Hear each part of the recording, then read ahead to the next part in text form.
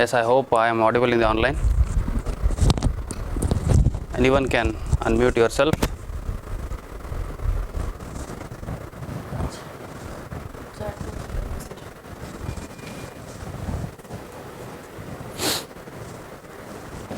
Right. So good morning. Everyone is aspiring to become a civil servant, right? Yes, great. And I hope each of one of you have completed the degree, right? All are attending, whosoever is attending online and offline both completed your degree, right? Yes. Welcome to the session. So the session's name is Realize the Dream of IAS and KAS with Team Credence, right? So it's very, I'm very happy to invite you for this session, and I hope that we will make sure that till we complete this session you will be having a complete understanding of what is IAS and what is KAS, how to crack this examination and how to prepare for this examination, and also what need to be done, what not need to be done. Okay, so both of these things we will be addressing. Okay, before I start the session, we have another two resource persons, Madam Raksha Madam and Prabhu Sir. Okay, so Raksha Madam and Prabhu Sir both are having associating with me with this session. So let's start the session. So before I introduce this session, so let's introduce myself. I am Anil Kumar. Okay, I have completed M.Tech in VLSI and Embedded, and also parallelly MA in Public Administration. Okay, so I have been an aspirant for civil servant since from 2009, and after that I was there in Delhi for 4.5 years. Okay, so when I was there in Delhi, I had an opportunity to work with few organizations. So one of the organization was Vision IAS. Okay, so Synergy and Vision IAS both. Okay, initially I started my career with Synergy with Mohanty sir. Later on I joined Vision IAS, and after that I don't want to stay more in Delhi, so I have had a thought of coming back to Bangalore. So I came back to Bangalore. I started this organization with the team. Okay, so from there the journey has been so wonderful that it's a great experience, and I also felt that so when I did not clear the examination, there are a lot of the people who don't clear the examination, but when they don't clear the examination, what is plan B? Most of the people will be having not be having the what is plan B, right? So in that direction I had a thought of let's create more number of IAS officers from Karnataka. Okay, so having that vision, we started this organization. Initially we started for as soon as we entered the Bangalore, so we started for state civil services. Okay, and we bought the Vision IAS. Okay, what are the difficulties what are the difficulties we were facing during our preparation? So I had pondered on it. Okay, I just had a deep thought. Okay, what are the difficulties which I was facing? One of the most difficulty is that we were sitting in a big crowd, and whether we are following the right direction or not, we don't know. The classes were running and we were writing the notes, we are reading it, and we don't have the one-on-one mentorship. Neither we can have, we did not have the access to people, faculties. Okay, because the faculties were having a number of classes even after completing 2.5 hour session, another classes they were having. They did not have a time to chat with us. So there I felt that yes, what is required is one-on-one mentoring. So I having that thought, so we started this organization, and then we gave more focus to one-on-one mentoring. Okay, parallel to the classes. So whosoever is coming to the classes, we are also for giving them one-on-one mentoring. Okay, and one-on-one mentoring is very, very important, as madam will be telling the importance of those things. Okay, so Credence was established in 2015 and operating from this Vijayanagar, Bangalore. Okay, so earlier the institute was there in the Vijayanagar, and then we shifted to Chandra Layout. And what we believe, we offer a state-of-art teaching techniques and a good learning ecosystem. Ecosystem is important. So for that, we try to create a group among yourself, and also our team will always motivate you people for the preparation, and our team will also help you to get the success in this examination. Okay, regularly, not like one time or two time, but however it should come from within. That is, it should come from the aspirant. The aspirant should always approach to the faculties, run behind the faculties. So what to do, what not to do, whether I'm doing the right direction or not. So you should always run behind the faculties to get the success in the very first attempt. Okay, so we believed that, so we started that, and also we also believe that the quality of teachers will decide the success of the students. So we have a good quality of teachers. I will also introduce them, each one of them. The best success rate, because particularly we have experienced, okay, in the state civil services and also in Karnataka if you take, okay. So with respect to state civil services, every 1/3 of the students, every three, out of 3 students, 1 student will be from Credence IAS. And also for UPSC, within the Karnataka if you take, so every 1/3 of the students will be from Credence IAS, okay. So that is what we are having the result, okay. So that results gave us a motivation to work in this field for more and contribute to the more number of students, and bring more number of aspirants who can clear the IAS and IPS examination at the central level from Karnataka, okay. So having that target, we started it, and we have a great achievement in that, so we are happy for it. So then so yes, this is the most preferred destination, and success will be at your doorsteps. This is the recent picture with our toppers, which we have felicitated the toppers, okay, in the recently. And our achievement is like since from last 7 years we are having a consistent result, okay. So whatever the results were there, we are consistent. As you know that you might have saw the videos on the YouTube and many other platforms saying that what is required to clear this examination, that is consistency. Yes, so in that perspective, our team also has a consistency in getting a good results, okay. The total number of selections till now is 226, including IAS and KAS. Our faculties, I myself, Anil Kumar, and Ankit Jaiswal, who is an MA in LLB. Chandrasekhar, recently Chandrasekhar sir has got selected for Tahsildar, okay. So then Maharsha JM, who is having completed BE and MA in PSIR. Prabhu Goda sir has completed BA and MA in PSIR. And Sidlingesh, he will be taking a geography. And Raksha madam, who has completed MTech, Science and Technology and Ecology. So I will be handling the polity and governance and ethics, okay. The advocate Ankit Jaiswal will also be handling the geography and public administration. And then Chandrasekhar, who was handling the ethics, okay. And then Maharsha sir, economy, ecology and science and tech, his favorite areas, okay. And Prabhu sir will be a veteran in history, okay, who has a great experience in history, and he is well-known person in history, okay. So world history, ancient history, medieval history and modern history. He has a great experience in teaching, as well as has a good feedback from the students. Sidlingesh, who will be handling a geography, okay.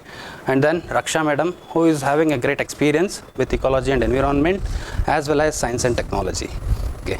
So we all were an aspirant, okay. One of the best part of our team is we were all an aspirant earlier. So we started this organization, and we have started this working and helping the students to achieve their dream, okay.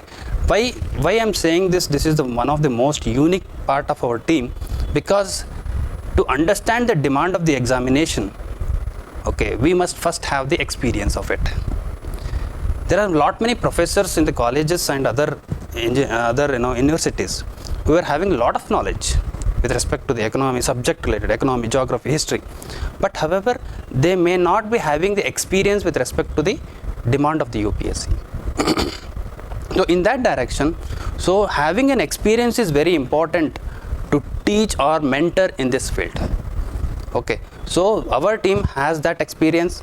Unfortunately, we had both experience, UPSC as well as KPSC, that is IAS as well as state civil services, okay. So we all have written the UPSC examination and qualified for multiple stages, okay. At the end, again, when we did not qualify to the final list, we all joined together and we started this organization, okay. So this is our team introduction, And we also have certain officers who will be mentoring you in the interview, okay, as well as to motivate you. We will be calling some of the officers who are associated with our team. Shivaprakash Baddi sir, who is an additional commissioner, and Manoj, who is a senior DOM in railways and deputy commissioner in commercial tax, Ramesh sir, and Viresh, who is a regional commissioner, okay.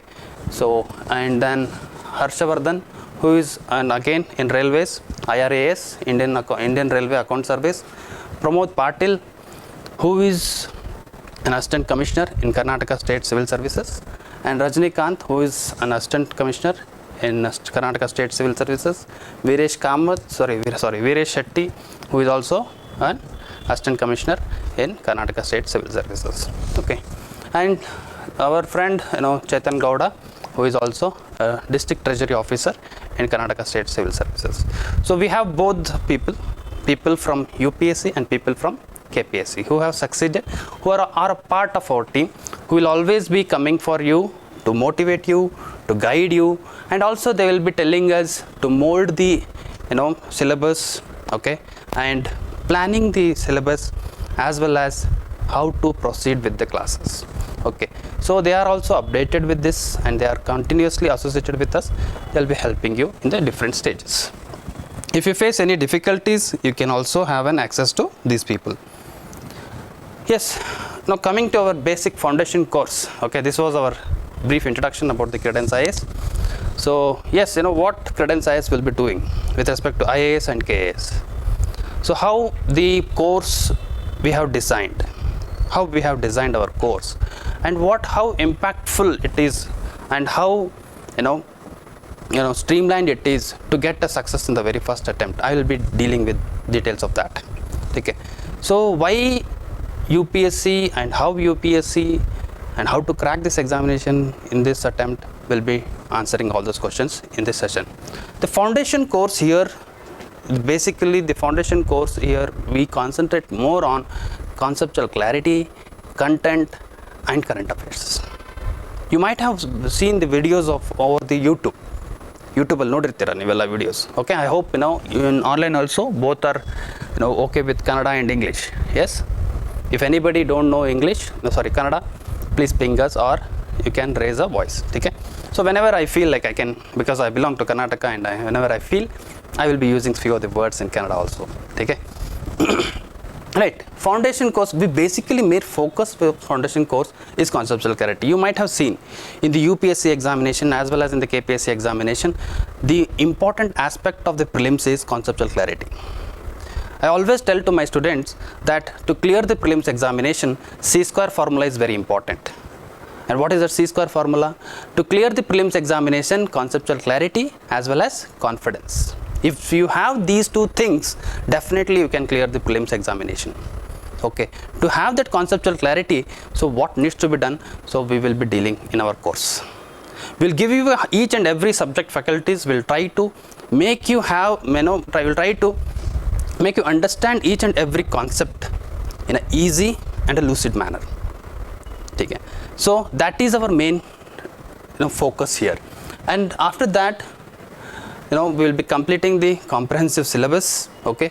We will be having a regular test, okay. So I have told you, when a few people might have interacted with you when you visited this organization, I told you that, okay, Monday to Saturday we will be having a classes and every Sunday we will be having a test, okay. But writing this test is very important, because where do you stand in the competition will be assessed by writing that test, right. To know yourself whether I am preparing in a right direction, whether I am completing the whole syllabus or not.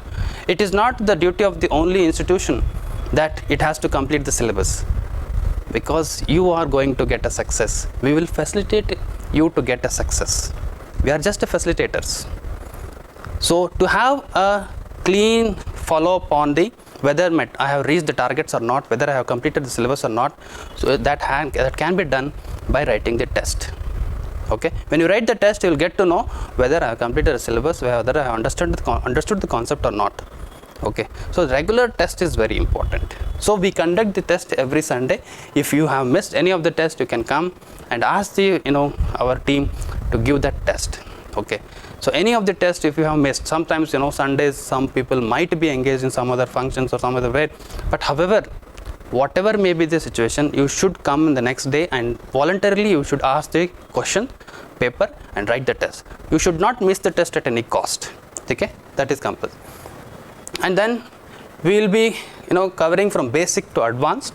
Okay, first we'll start with the basics and then we'll try to link with the current affairs, how to link the subjects with current affairs. Each faculty will be teaching in that manner, and they will also be having complete material. In that material we will also be having a updated current affairs content to it. Okay, and current affairs class will be focusing after the at the end of the course we will be having a 1 year current affairs. So generally we will be conducting that classes in the February to April. Okay, so February to April, between that period of time we will be taking the current affairs classes, exclusively current affairs classes. Okay, the other current affairs related linkings will be done by each faculties. Let's say I am taking the polity. So what are the subjects, what are the, let's say there is a question, there is a news on article 21 or article 19, article 14, then at that point I will be discussing, when I am discussing the article 14, article 19, article 21, I will be discussing the recent issues also. Okay, so there the subject related current affairs will be covered, and also exclusive current affairs will be covered at the end of the session. Okay, and then the classes will be conducted by our team who are expertise in their field.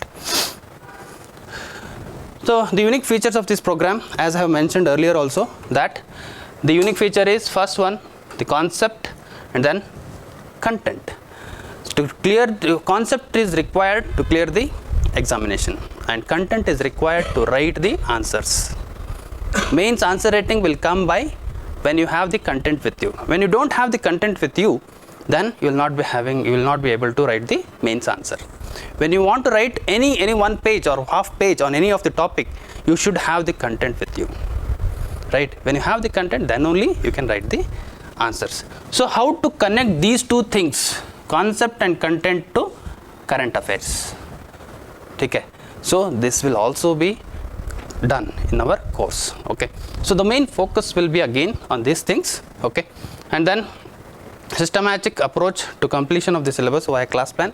Every month we will be having one subject generally, so we will be covering that subject. After that another subject will be started, so we will be telling you beforehand next subject what will be the next classes. Okay, we will be giving the class plan. Based on that class plan we will be covering the syllabus, right?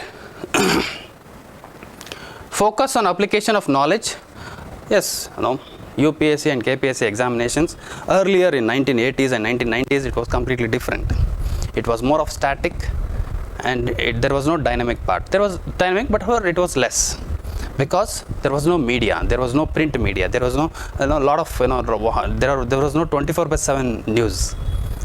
Now there is a lot of news, and we also get many updated policies or innovative policies from other states who have done very good framed good policies, and they are also we are also getting that. Okay, the other states are also implementing that policies.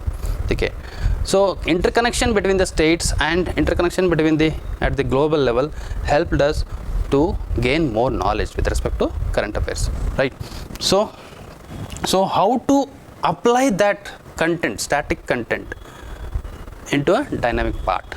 Okay, so that will also be done. Our goal is to teach interrelationship between the themes and develop the students' ability to connect the dots. Okay, so that will also be done here. Mentoring 360 degree, as I have already told you that mentoring is one of the biggest positive aspect of our institution, so that each and every students will be given a due attention. Okay, so based on that we will be providing the mentoring. Okay, so group discussion, we encourage more number of group. So we try to help the students, whosoever is like-minded people, we'll ask them voluntarily to make a group.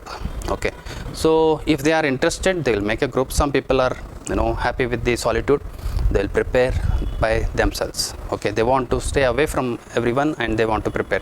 We don't force them to have a group, and we voluntarily encourage the people to have a group. Group discussion is always helpful. Why? because it helps us to clear the doubts. If we have misunderstood some subjects within the class, sometimes it happens, because as per psychology, my optional was public administration and psychology, okay, when I was preparing. So generally there is a saying that psychologically that 45 minutes we can concentrate. More than that, after that, mind will automatically take a rest. Physically we will be here, but mentally we will be outside the class. That happens with everyone, okay. So sometimes if we miss any of the subject, if you have misunderstood any of the subjects, then group discussion will help you. Not only that, group discussion will help you to have a combined notes. The notes prepared by, let's say I am preparing notes on one topic and the other person is preparing notes on another topic, then making notes will be easy and time reducing, okay. Time consuming will not be there, because half of the work will be done by our partner and half of the work will be done by yourself. So based on that, you will complete the notes, you will have the complete notes, okay. It improves the confidence, because when you are have a group discussion, you will be speaking, okay, and that helps you to improve your public speaking capacity. And that is important, because when you are giving interview, at that point of time there is a panel, you cannot panic in front of them, right? So you should, before that only, the personality has to be developed. I always say that, okay, prelims, mains and interview, all three are integrated preparation. There cannot be a bifurcated preparation for these things, okay. So it enables the social behavior and learning. How? Obviously you will be watching how your body language is when you are speaking with your front of your friend, how your what are the choices of words you are using. The choice of word is also important. There are certain words, if we use them, that will be effective, okay. So choice of words and the personality and the hand movement, body language, everything will be watched by yourself, okay. It enhances the interpersonal communication skills, critical thinking and problem solving. This is a major part of your CSAT, okay. If you read the syllabus of the CSAT, and the CSAT has clearly mentioned that, okay, communication skills, critical thinking and problem solving, and also interview, okay. In interview, the syllabus, you can see it, in syllabus only they have mentioned it, what we will be seeing in an aspirant, what kind of personality we want, okay. So in that they have clearly mentioned it, okay. So this will help you, the group discussion or group making will help you always. So how to crack this examination in the very first attempt? I told you that, okay, every time you should watch yourself, okay. Right. How to watch myself? By writing a test, by assessing myself. How do you assess yourself? If I read this book completely, let's say there is a Lakshmikant book which I have completed in 15-20 days or 1 month, whether you are completed in whatever in sync with the demand of the UPSC or not, whether your completion is has an ability to answer the questions in the UPSC or not, or the KPSC or not, that should be assessed. Otherwise completion of simple books will not suffice for this examination.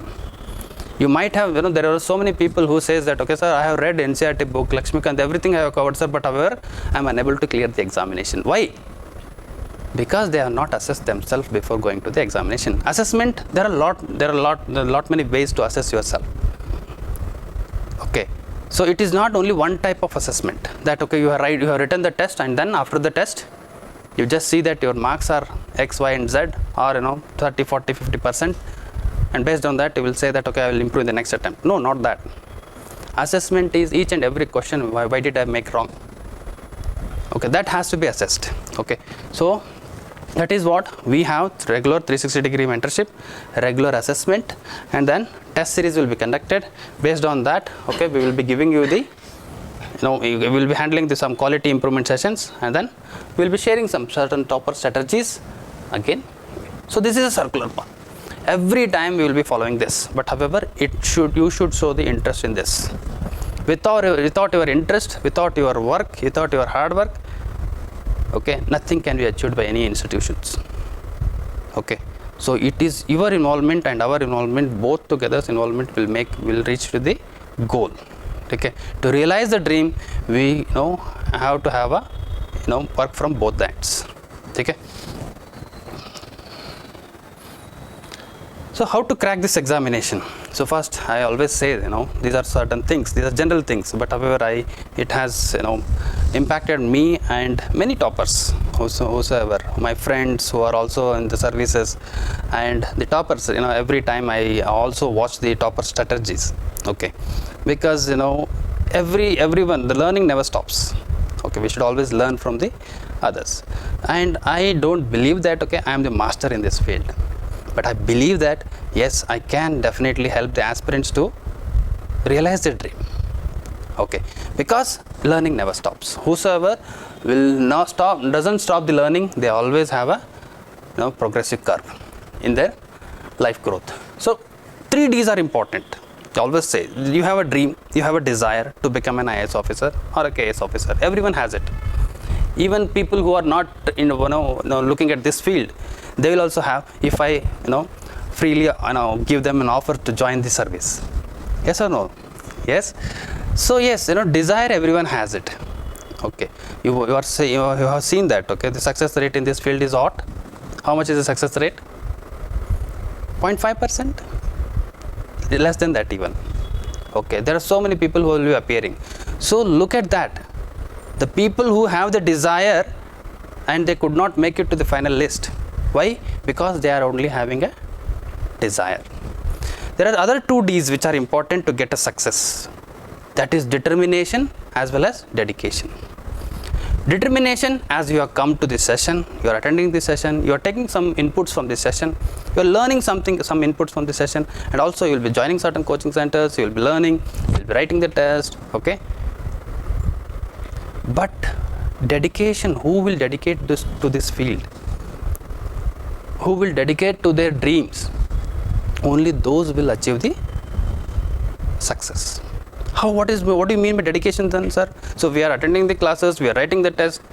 Not only that, always I should map myself whether I am into right direction or not. Always also, you should always think that whether the UPSC demand or a KPSC demand, what is the demand of the UPSC, what is the demand of the KPSC, whether I am following that or not. I always tell you, many aspirants that, okay, so if whosoever understand the demand of the UPSC or a KPSC, in the first attempt they will clear the examination. Okay, understanding the demand is very important. Either it may be prelims or it may be mains or it may be any other. Understanding the demand of the UPSC as well as KPSC. Any examination for that matter. Even if you are writing Group C examination, doesn't matter. But even for that, understanding the demand of the board as well as the exam. That is very, very, very important. As soon as you understand the demand, definitely. How to understand the demand? Again, I'll come to the next slide. That is previous year syllabus and previous year question papers. Will give you the direction. Will give you the path to what to prepare and what not to prepare. Okay. So desire, determination and dedication. So dedication is complete involvement in this process. Always, whenever you think, whenever you see, whatever you see, any programs which are launched by the government, how it will be helpful for my examination, where I can use this policy, where I can use this as an example, in which paper, okay, in which subject. Like that, every time you should always think about the examination. Whatever you see, any incident which happens on the road, whether can I link it to the ethics, can I link it to the paper 3 science and technology, can I link it to the paper 2 governance part, can I link it to the paper 1 history part or a society part. Like that, you should always have a thinking. So involving, there was my student, okay, who was saying that, when he shared his experience, I think it is there on the YouTube, okay. So he said that, okay, like whenever he goes outside, whatever the program he sees on a bus or any of the hoardings, okay, he will always think that, okay, like how does it help me? I'm traveling to one place to another place, I'm interacting with the people, how does it help me with respect to my preparation? Always he was having such thought. When he is interacting in bus or railway or any other transport medium, so he was interacting with other people. When he was interacting, he was observing his personality. In that way, he was developing the personality. And whenever he sees any of the notifications or any write-ups or any programs or any policies, any schemes or any political advertisement, even for that matter, he used to always think, how does it help me in my syllabus? How does it help me in my preparation? In that way, he was able to write and put up a very good examples when you are writing answers. Okay, to get an examples, you should always open up your mind, your thoughts, and your each and every cell of your body. I always say it. Okay, yes, when you have that kind of attention or a presence of mind, definitely you can reach your goal. Okay, so for all these things, you should always have a right guidance. Okay, you are at the right place. We will always be guiding you, because our success lies in your success. So we are here, you are at the right place. I will assure you that you will get the right guidance and definitely to realize your dream. Okay, and then focus is very, very important. Without focus, nothing can be achieved. Okay, you might have seen that the bullseye. Okay, always whenever we say the target, we always show that the bullseye. So hitting at the bullseye, we should have a lot of focus. You might have seen Abhinav Bindra, right? So a shooter. So for them, they should have a lot of focus. Without having a lot of focus, they cannot shoot at the bullseye, right? So you should also, to realize your dream in the first attempt, then you should have a good focus. Okay, we generally tell many aspirants, stay away from social medias, stay away from your friends. Why? Because you may get distracted, you may lose your focus. In that fear, we generally tell them, if some people are good at managing those skills, then definitely you can have your friends. You can have involvement in Twitter. Okay, there were, I was seeing some topper in this year only. I don't remember her name, but however, she was saying that, okay, probably she is second rank or third rank or first rank, I don't know. So I was seeing her, topper stock. She said that, okay, I was not off from social media. I was following regularly the Twitter. I was following which Twitter? To whom she was following? She was not following any political leaders or celebrities. She was following the news or media. Okay, so the print media or digital media, she was following it, and whatever they update in the Twitter, she used to get a certain pop-ups. So all those pop-ups she used to read, and daily current affairs she has been updated, and the rest of the current affairs she was getting from magazine or reading some magazine and covering it. Okay, so all these things were there. So focus is very important, and consistency, having regular work, having a fixed timetable. It may feel like, okay, monotonous. Yes, it is. At certain point of time, you feel like, what I'm doing, I'm sitting in one room and reading every day, opening the book, same book, and revising. So yes, you feel monotonous, but however, that is what is consistency. You should have a practice of reading 4 to 5 hours per day minimum. Okay, after attending the classes. I'm talking excluding the classes, you should have a habit of reading at least 4 to 5 hours. Okay, so if you are a good person, if you are a good grasper or a fast grasper, okay, fast learner, and then you can cover the syllabus quickly. If you are a slow grasper or slow learner, then you need some more time. Okay, you should invest more hours into the studies. Okay, so consistency is one of the most important aspect, because what is consistency generally, I don't tell you in the first interaction, but however, what actually consistency is, when we fail, when we disqualify in the first stage, prelims or mains or interview, once again we should keep up our motivation, and we should always work towards the goal. Okay, we should not lose our focus. Okay, if we lose our focus, then we can't achieve it, right? To go to the focus, to achieve the goal, we need to be consistent. So again, once we disqualify, after taking 1 week half off from the studies, and then same, we should follow the same strict and studies plan. Okay, perseverance, that is what it is a perseverance. Do not leave your goal until you achieve it. Okay, until you reach that goal, you should not leave that dream. Okay, patience is very, very important. This is the most important aspect of your preparation. Okay, patience you should require. You might have seen, and I think All India rank 3 or 2, I don't know, I don't remember. She has cleared, this is the 3rd attempt or 4th attempt. Okay, that is what is the patience. And there are certain people who have cleared their examination in the 7th and 8th attempt also. Okay, that is what is patience. So if you are losing your patience, they may not be there in the final list. Okay, so if they have lost their patience, then they would not have been into the final list. So having patience is very, very important, and keeping focus on your goal is very, very important, and being consistent is also very, very important to achieve or realize your dream of becoming officer. Okay, understood? Right. See, next is important of syllabus and PYQs. I told you that the syllabus is very, very important. Why? Because it will tell you what to read. What to read? Yes, obviously, if you are pursuing degree, or if you are pursuing masters, there will be a syllabus for it. Yes or no? Yes. So as well as there is a syllabus for UPSC as well as KPSC, what to read.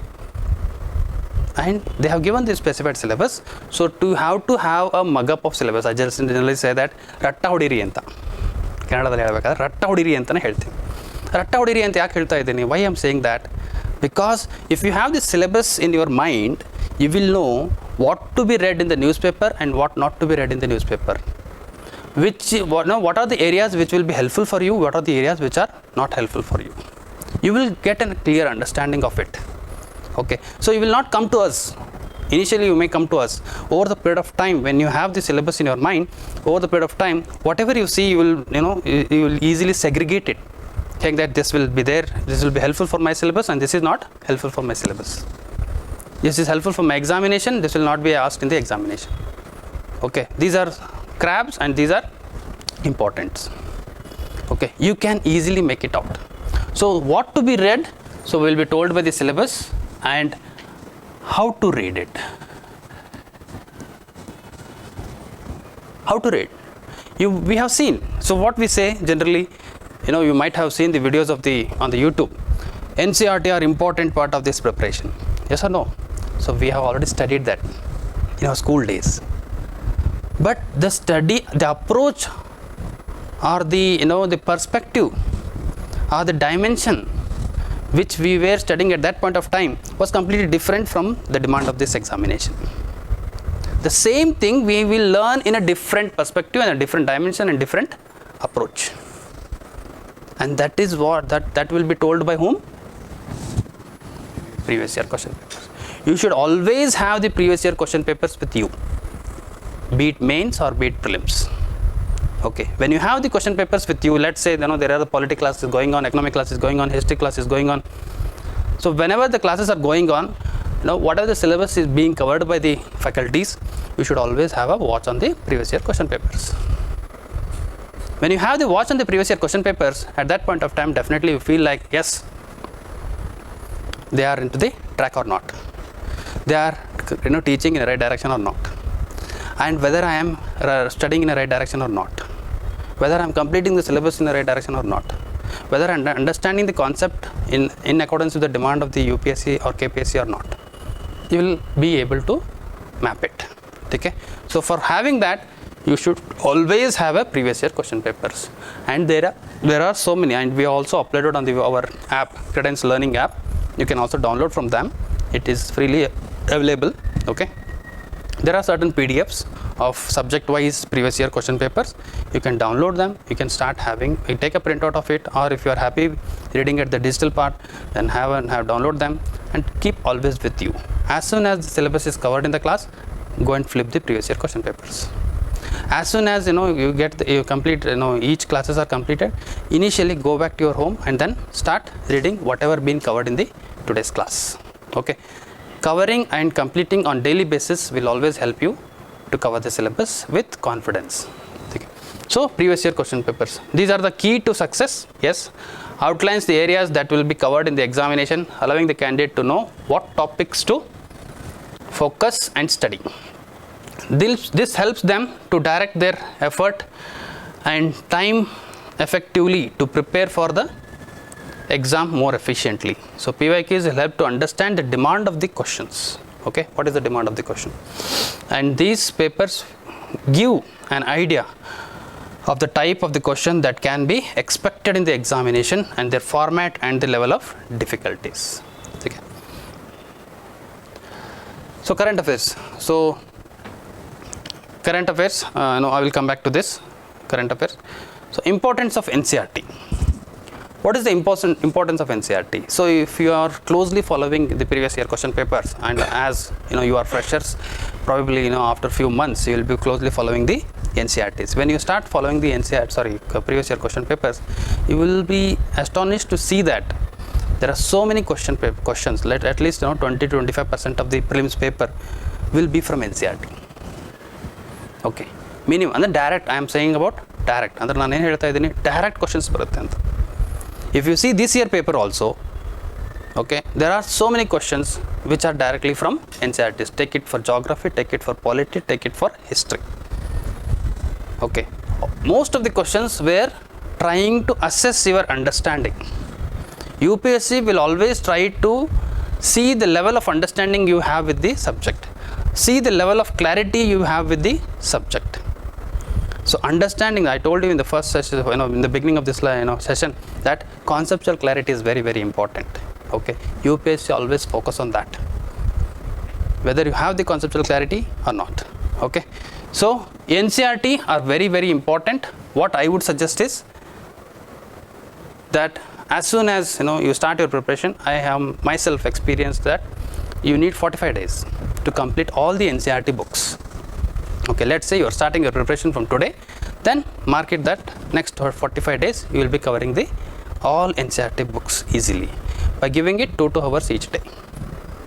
2 hours each day. If you give 2 hours each day, then definitely you can complete all the NCERT books within 45 days. Okay, once you complete that, you will be having a what? It gives you the NCERT books provide you a strong foundation. Okay, for any success, strong foundation is required. Okay, so and also those books are very simple, concise manner, and making it easy to student to understand the complex concept in a simple way, and most authentic and reliable sources because they are published from the government itself. And then NCERT books are written in accordance with the demand of the UPSC. Okay, so that is the reason we are telling you to prepare. And essential study material for preparing UPSC examination, not only UPSC as well as for the KPSC. It instills the confidence in the aspirant. Okay, because why? You have not experienced it, but however most of the people, once they write in the first attempt, when they write the prelims, after writing the prelims, if they have not read the NCERT books, okay, and then after attempting the prelims, coming out of the examination, they will be having a lot of discussion saying that I did not cover the NCERTs. That is the reason I may not clear the examination. Okay, so that kind of prejudice or a kind of preoccupied kind of thought which is there in your mind, which has to be removed before going to the prelims examination. So for that, what you have to do, you have to complete this NCERT book with how many days? 45 days. Okay, 45 days you mark it and take all the NCERT books, buy it, or all the books are available free online. Okay, if you go to the NCERT website, there are certain books. We will share you the book list, and in that book list I have mentioned particularly saying that which books to be bought in a hard copy, which books to be read through the online, because there are books, because 6th to 12th we will generally tell them. Okay, so NCERT 6th to 12th. Okay, so 6th to 12th generally what I suggest is 6th, 7th and 8th can be read through digital mode, and 9th, 10th, 11th and 12th should be bought. Okay, so that I have listed that, and I will also be sharing that with you after the session. Okay, and strategy for prelims, mains and interview. What are the strategies for prelims, mains and interview? See, the prelims, I told you that I will be telling you that this is C-square formula. Prelims is all about a C-square formula. That is what? Conceptual clarity as well as confidence. When you have the conceptual clarity, definitely you will be having the confidence with you. Right? Mains, it is all about mains answer writing session. Okay, content, developing the content, and then mains answer writing session. Okay, mains answer writing. These are very, very important part of your preparation. Okay, as soon, and PYQs, as I have told you that, okay, default, it applies to everywhere, prelims, mains and interview. Okay, default. Why I'm saying syllabus and PYQ are default for all the 3 stages. Okay, so in that mains, content, you have to develop the content, and then you have to learn art of writing the answers. Okay, so that will also be taught in the classes. Okay, so prelims, as the classes are focused on conceptual clarity, as well as, and we will also be giving few questions. Each faculty will be giving a few questions in answer writing. Based on that, you have to write it and you have to come to us and get it evaluated, and then take a feedback, and then again write, then again evaluate, then again take a feedback. Okay, and whatever the feedback has been given by our faculties, you should always implement those things in the next test. Okay, if you implement those things in the next test, definitely it will be, you will see a lot of changes. Okay, over the period of time. Okay, that is the thing. And interview, yes, it's a personality test. So personality test, we cannot mold, we cannot change your personality within a short period of time, but however it requires a long period of time, because our personality has been molded since from our birth. Okay, depending upon the atmosphere, environment where we have grown. Accordingly, so if we want to change our personality according to the demand of the UPSC, then what we have to do, we have to always think of what is the demand of the UPSC, what kind of personality it is demanding. Okay, what kind of communication it wants, what kind of body language it wants, what kind of eye contact it wants.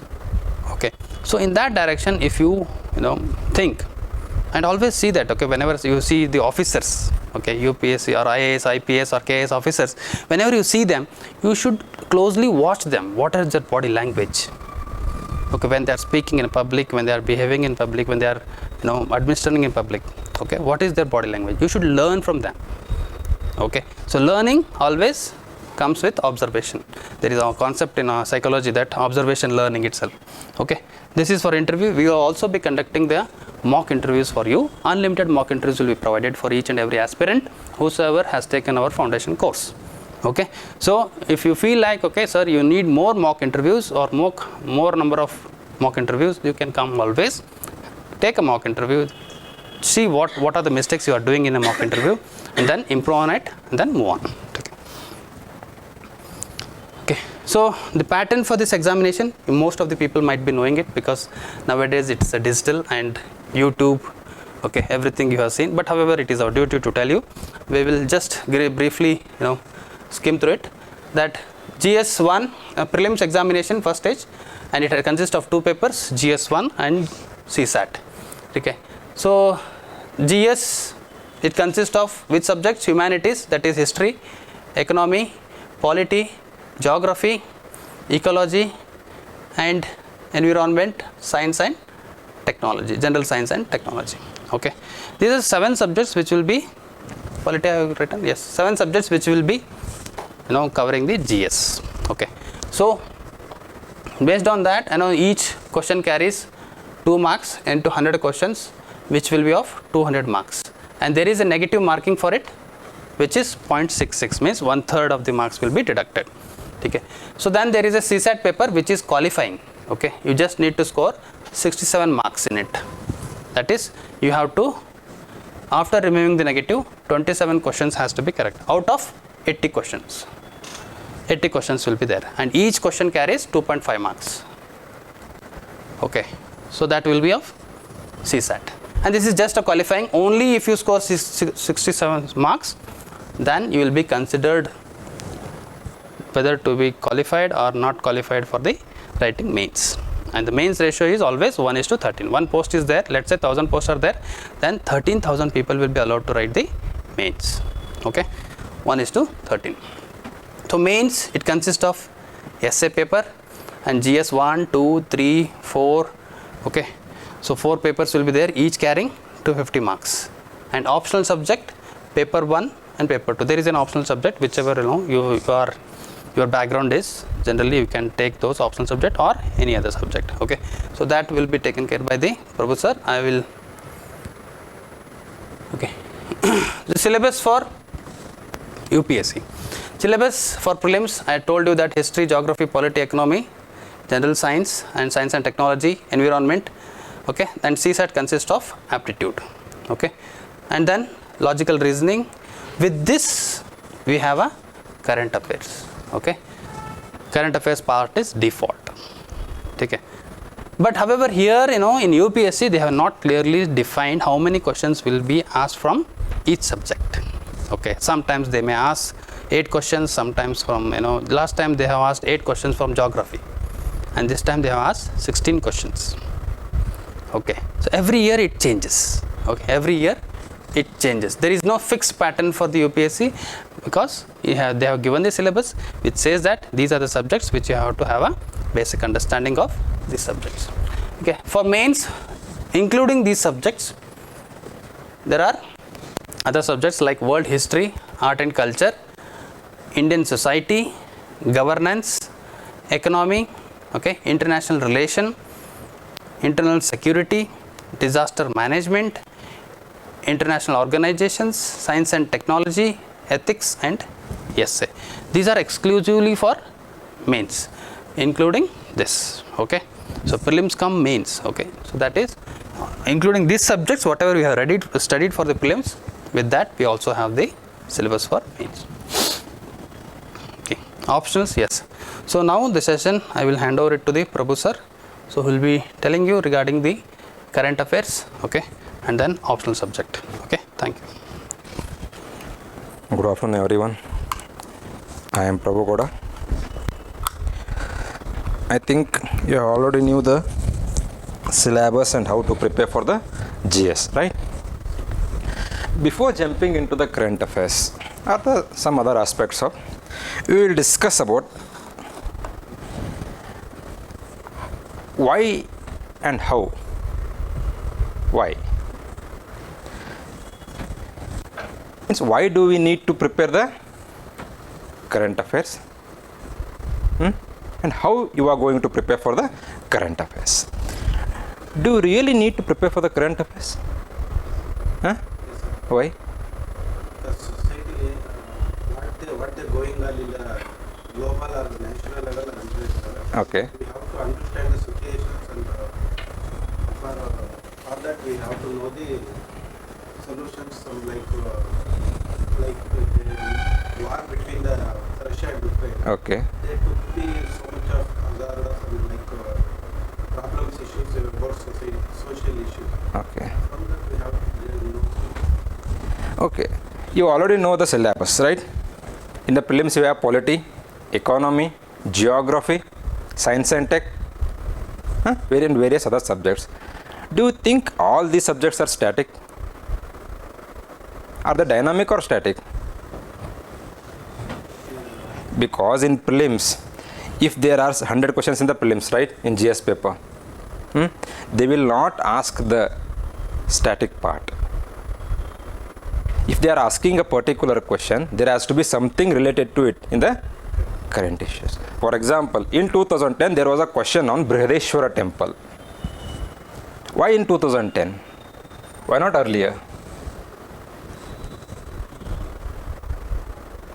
Because it was constructed in the year 1010. 1000 years of its construction. That's why they have asked about the Brihadeshwara. In such a way UPSC prepares the question paper. For example, if they are asked anything related to the president, there has to be something going on with respect to the president. That's why they will ask about the president. They will focus on the static part, but that doesn't mean that there is no issue going on with respect to the static part, right? So why only in 2010? Because the construction took place in the year 1010. For example, in 2019 there was a question related to non-cooperation movement. Why? Because the non-cooperation movement started in the year 1918, 1920. That's why they asked about the non-cooperation movement in the. But with respect to current affairs preparation, student faces two types of problems. One is whether to prepare for the current affairs or not, and how to prepare for the current affairs. Because when you go to the market is flooded with the material, right? You will have a floods with respect to the material, which one to buy, which one not to buy. Otherwise, you will buy each and everything according to our whims and fancies, right? And I will guarantee you will never open a single material of that. So first and foremost thing is to limit your source. Limit your source. So till today, I think you have already prepared for some current affairs, right? What do you have prepared for the current affairs? How will you prepare? Reading the newspaper and Magazines. First and foremost, the source is the newspapers. Along with that, syllabus copy of your UPSC or KPSC. Because unless and until you know the syllabus, how will you prepare for the current affairs? For example, take a topic on economy. There is an article related to the inflation. Whether you study the inflation in the static part or not, right? So then you need to connect that topic or article with the static part. So you need to, first of all, you need to limit the source. Another one is to relate that particular article with the your static portion. How will you limit your source? One newspaper, whether it might be a Hindu or the Indian Express, right? One newspaper. And at the end of the month, one standard magazine of the current affairs, which the Credit Science will bring out to the market every month. You can refer to the Credit Science magazine. First is limit your source, because there is a person called as Herbert Simon in public administration. He says that a wealth of information leads to a poverty of attention. If you have so much of material, then your attention will be, you will refer to multiple sources, then you will not be able to revise those sources, which leads to your poverty of attention and also poverty of your knowledge and information. So limit your source. First thing in the current affairs, you need to do that, limit your source. Not only with current affairs, including your GS, because in GS also we will refer to multiple sources. Like for polity, we will refer to Lakshmika, we will refer to some other standard book. Each and every person will recommend one or the other books. But limit your source by one standard book after completion of your NCERT. And remember one thing, when reading the newspaper or the general studies or a book, NCERT or a standard book, you need to read between the words and between the lines.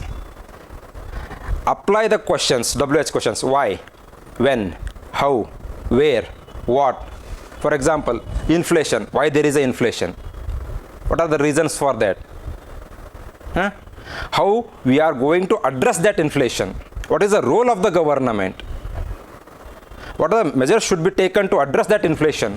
So in this way, you need to read a newspaper or particularly any of your syllabus. Unless and until you question, you are not going to understand the concept clearly. As sir already said that you need to have that conceptual clarity, right? Unless and unless you have the conceptual clarity, you are not going to clear your mains. That's why you need to apply the WH questions. First, limit your source with respect to newspaper current affairs, and there are some websites, for example, Rajya Sabha TV, Rajya Sabha, there is a channel in the YouTube, Big Picture, there is a program called as a Big Picture with respect to the current affairs. There they will invite various panelists. They will come and they will discuss with the current issues. For example, your Russia, Ukraine war. And they will also suggest ways to stop that ongoing war. So, go through that. Then you have the All India Radio, where they will have the spotlight discussion. They will discuss the 1 week's issues. So in such a way you need to prepare for the current affairs. One newspaper, one magazine, and Rajya Sabha's big picture program, and All India Radio's spotlight discussion. So these are the sources for your current affairs. You need to prepare in such a way. Second point while you need to remember while preparing the current affairs is that time that you need to give for the preparation. Somebody will give 3 to 4 hours for the newspaper ready, and you are not in a position to give that much time, because you need to accommodate the other subjects also. You need to attend the classes, right? So limit your time. Along with the source, you need to limit your time. When you go through the syllabus, you will come to know what to read and what not to read. Right? That's why you need to focus on issues, not on news. Because the entire newspaper is filled with the news, but you need to focus on issues. So what are the issues then? What are the issues? Can you give an example for that?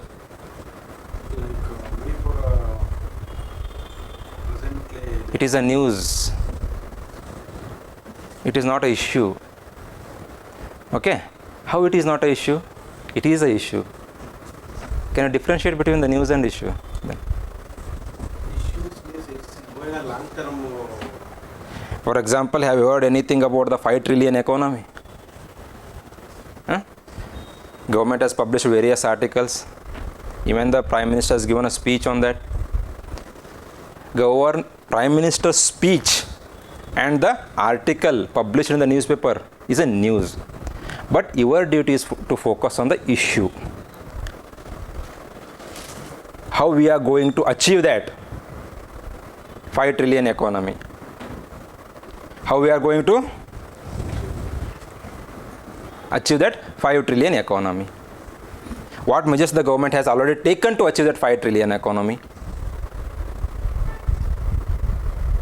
What measures should be taken by the government? How we are going to bring the investment to achieve that?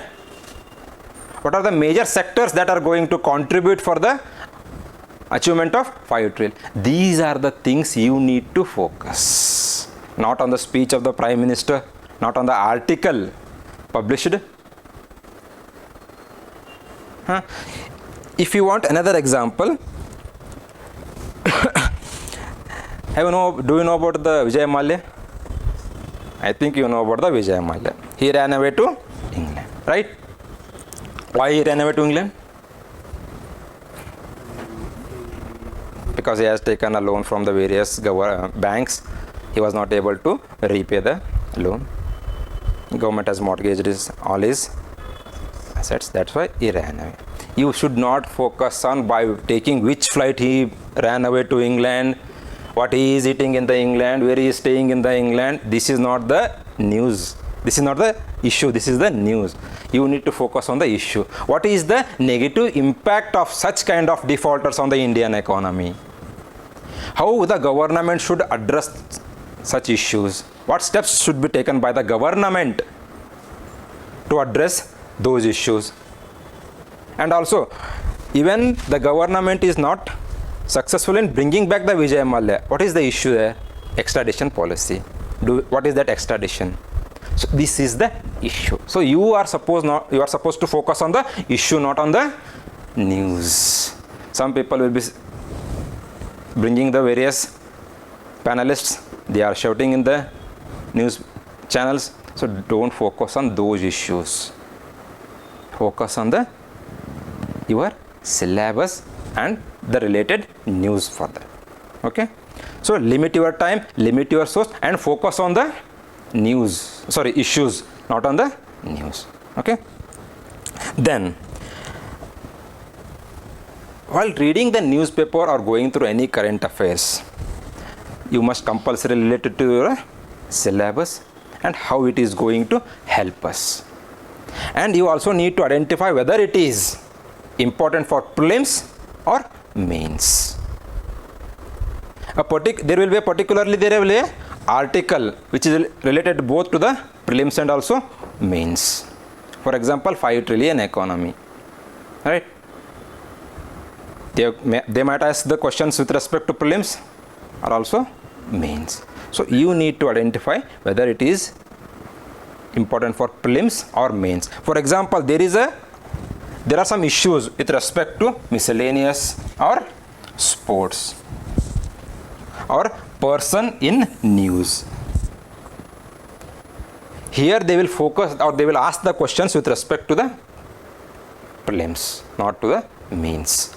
Because person in news, this is completely, here they will ask questions related to your prelims, not, and in sports and also some miscellaneous. But in national, international, economy, science and tech, here the questions will be from prelims and also from the mains perspective.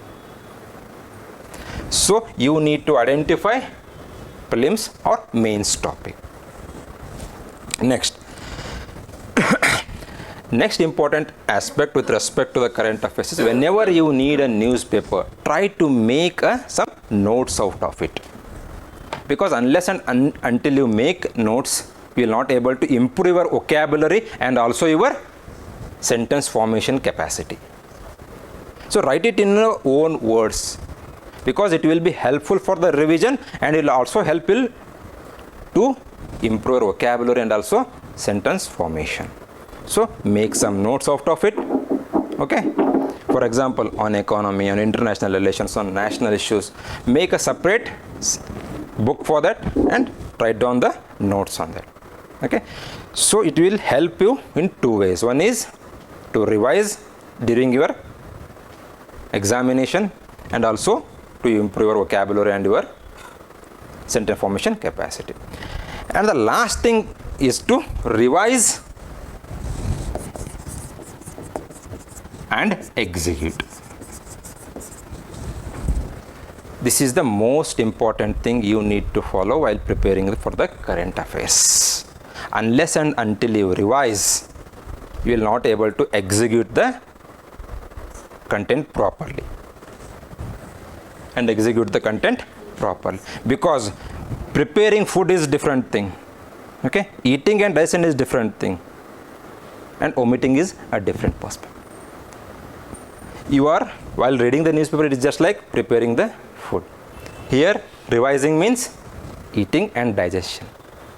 You need to execute it in a proper way. So, revision and execution. Because each and every person will prepare for the current affairs, right? And how you are going to execute. Based on your execution, you will get the marks. When only you revise properly, you will able to remember the facts and data properly. You will also read the same Lakshmikant. I will also read the same Lakshmikant. Okay. We will also read the NCERTs. I will also read. But you will mention the facts and data accurately. If I don't mention, then you will get the more marks than compared to me, right? So in a similar way, revise and execute. So in this way, you need to prepare for the current affairs. Last year, there were 27 questions from the current affairs. There were 27 questions from the current affairs. Exclusively current affairs, 27. So are you in a position to neglect the current affairs?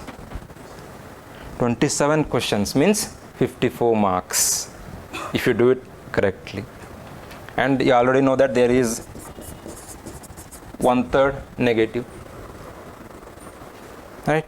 And remember one thing, in mains also there is a provision of penalty marks if you write anything irrelevant and if you exceed the word limit.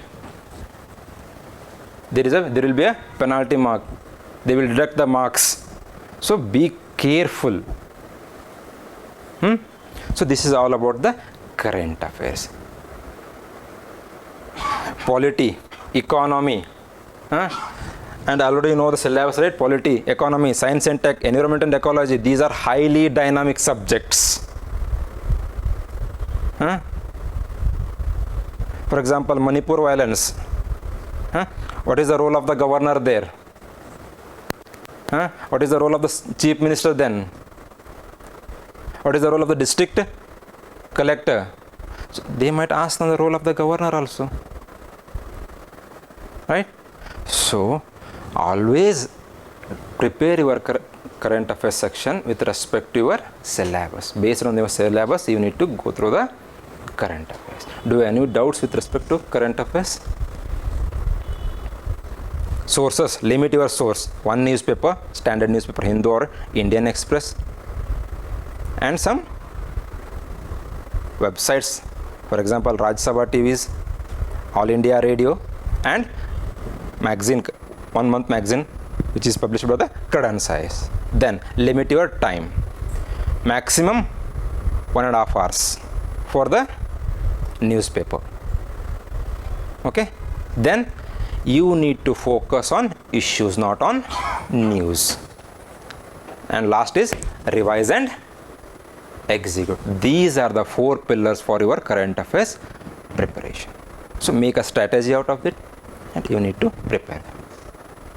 And always try to interrelate the particular article in the newspaper with your syllabus.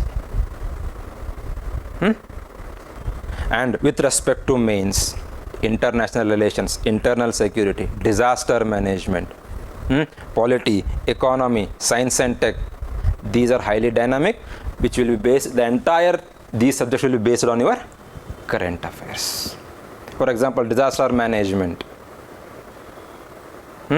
landslides. Recently, Bihar train crash, disaster management, right? Earthquake, cyclone. So these are the topics you need to focus on. International relations. Recently our Prime Minister visited the USA. So they will not directly ask what are the agreements signed between the Biden and the Modi. They will ask the relationship, earlier relationship. International relations, national security. You can see the issues related to the Naxalism. In national security, which are some organizations related to the which are those? National organization like? Related to national security. What are all the organizations comes together? Organizations. There are various organizations with respect to the national security, like Intelligence Bureau is there, CBI is there, NIA is there, and you have all the National Security Advisor who looks after all these organizations. There is a Home Ministry. You are not supposed to focus on these organizations. What are the steps taken by the government to maintain a proper national security? They will focus on Naxalism. There is an issue with respect to the Khalistan movement. Right? These are all threats to the national security, right? How the government is going to address those issues? What steps can be taken? They might ask the history also. So these are the things. Any doubts with respect to current affairs? So, and remember one thing. What is the full form of UPSC? Along with that, it is also called as Unpredictable Service Commission. Do you know why? Because till 2011, UPSC neglected the ancient and medieval Indian history. In 2012, there were 8 questions. Everyone surrendered. Why it is called as Unpredictable Service Commission? Do you know that?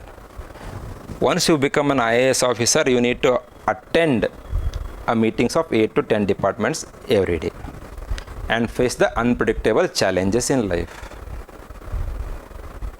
So you are not supposed to neglect any segment of your syllabus and relate that to the current affairs.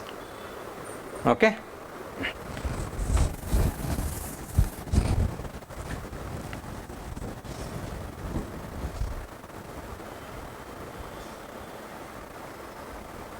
Optional. An important aspect with respect to your preparation. As you already know that the main syllabus has 4 GS papers: GS1, GS2, GS3 and GS4, and these all papers are level playing. It is the optional subject and the essay which decides you whether you will be in the list or not, and if you are in the list you will be at the top or at the bottom. So how to choose the optional and why it is critical to decide to choose the optional subject. What are the optionals in the UPSC? Earlier KPSC also had the optional subject, but they have done away with it. Now it is the only UPSC which has the optional subjects. What are the optionals? For example, there are various options like history, anthropology, public administration, geography, economy, literatures.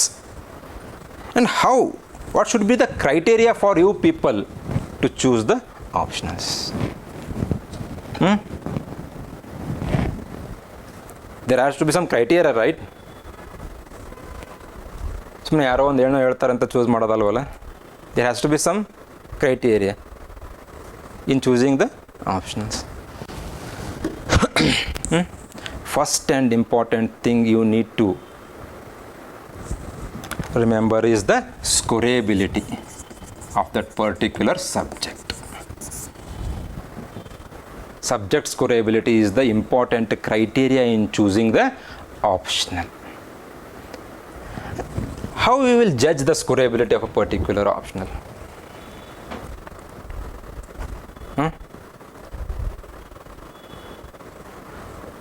Avoid taking any exceptional cases. ಯಾರೋ ಒಬ್ಬರು 300 or 350 score ಮಾಡಿದ್ದಾರೆ, optional ತಗೊಳ್ಳೋದಲ್ಲ. You need to take the average number of students and check the scorability of that particular optional. For example, you can see that there is agriculture, medical science, animal husbandry, economics, psychology, anthropology, public administration.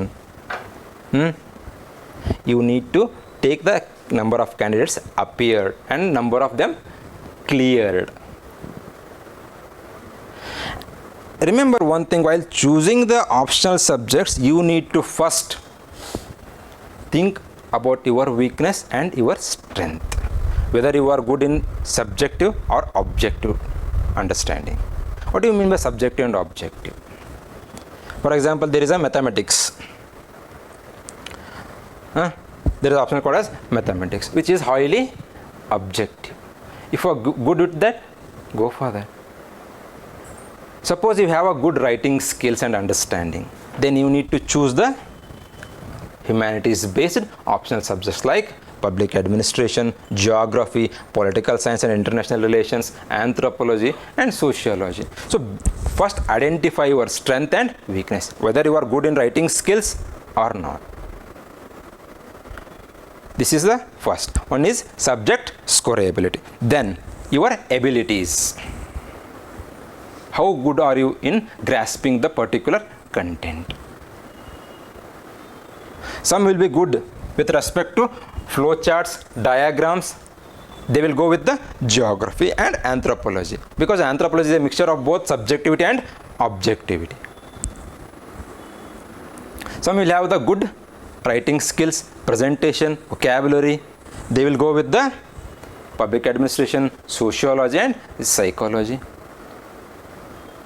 So you need to know about your own abilities before choosing the. This is the second point. third point is never ever go with the trend.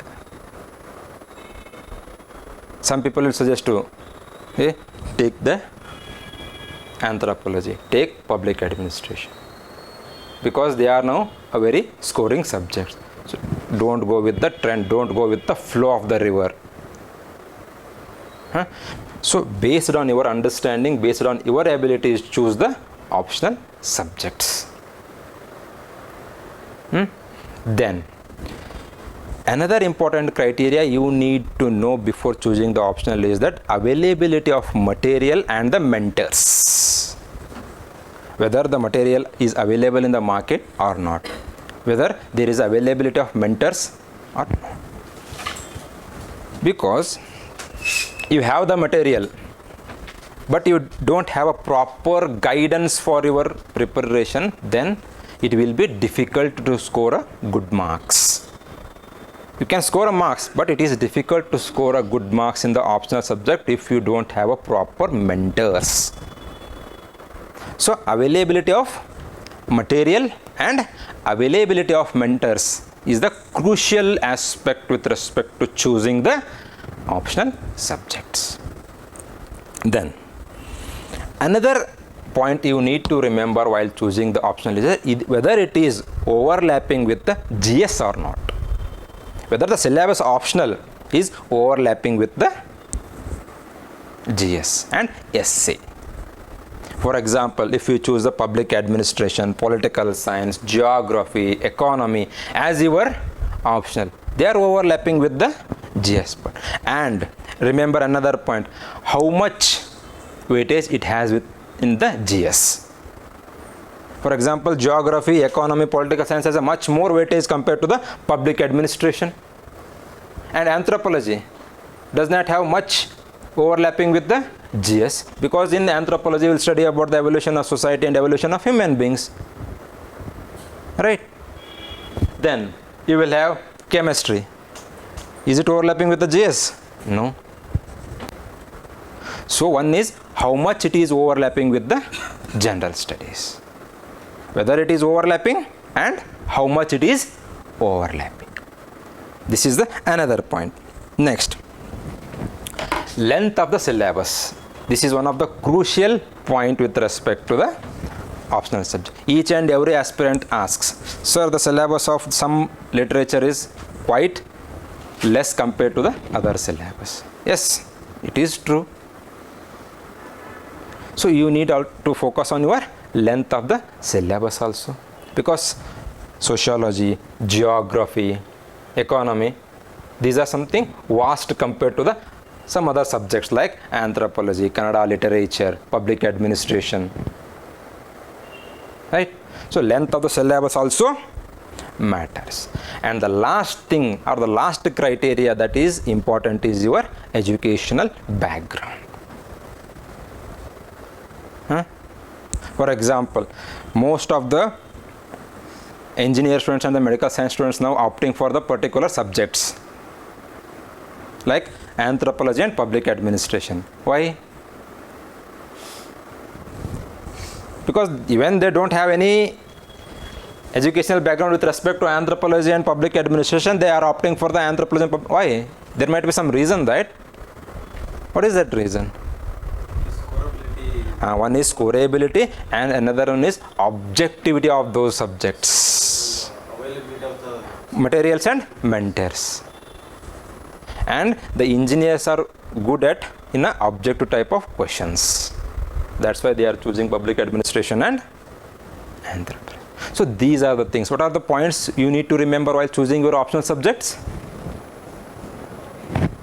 First is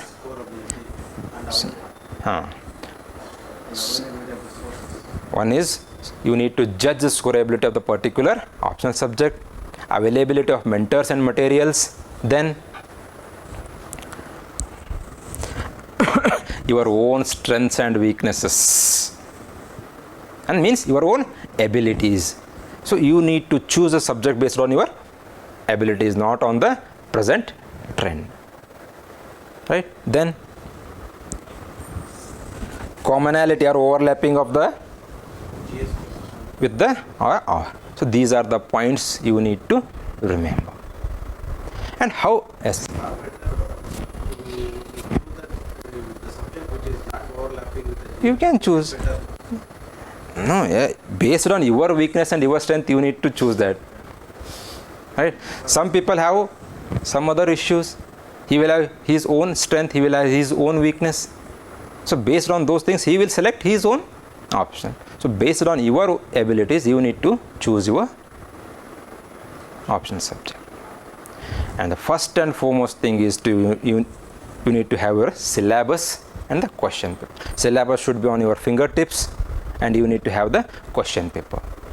So before choosing the question paper also, you need to go through the syllabus and the question papers, because you will come to know whether you are comfortable with the understanding or no. Any doubts with respect to choosing optional?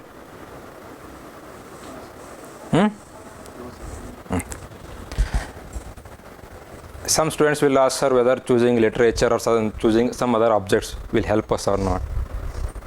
So it is up to you how you are going to choose the option subjects.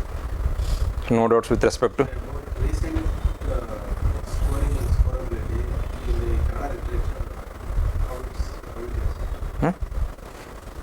is. That's why I'm telling you, don't go by the exceptional cases. There are 350, some have scored 350 plus, some have scored 280. So take an average and based on your abilities, choose them. Whether you are comfortable with the understanding of the Kannada literature or not. You might be good, right? So based on your abilities, choose that. Don't go by the trend or the advice given by some other people. Okay? Next. Understanding the means or importance of studying or going through the previous year question paper. Yes, sir. Okay, Raksha madam will continue with the importance of studying the newspaper. So if you have any doubts with respect to current affairs and choosing the optional subjects, you can ask us later. Okay, thank you. Hello, my name is Raksha. Today I will be giving some inputs or insights related to KAS syllabus, prelims as well as mains, and the importance of previous year question papers, importance of test series, and one-on-one mentoring. Okay. Coming to KAS syllabus, see, this is same as UPSC prelims. Okay. The only difference is here also there are two papers, GS1 and GS2. In this KAS GS1 paper, as you all know, in GS2 paper of IAS, it will be related to reading comprehension as well as aptitude. Okay. But in KAS, what happens is the GS2, this includes science and technology, environment, okay, Karnataka economic survey plus aptitude. Okay, so these all comes in GS2 paper, but in IAS it only includes reading comprehension as well as aptitude.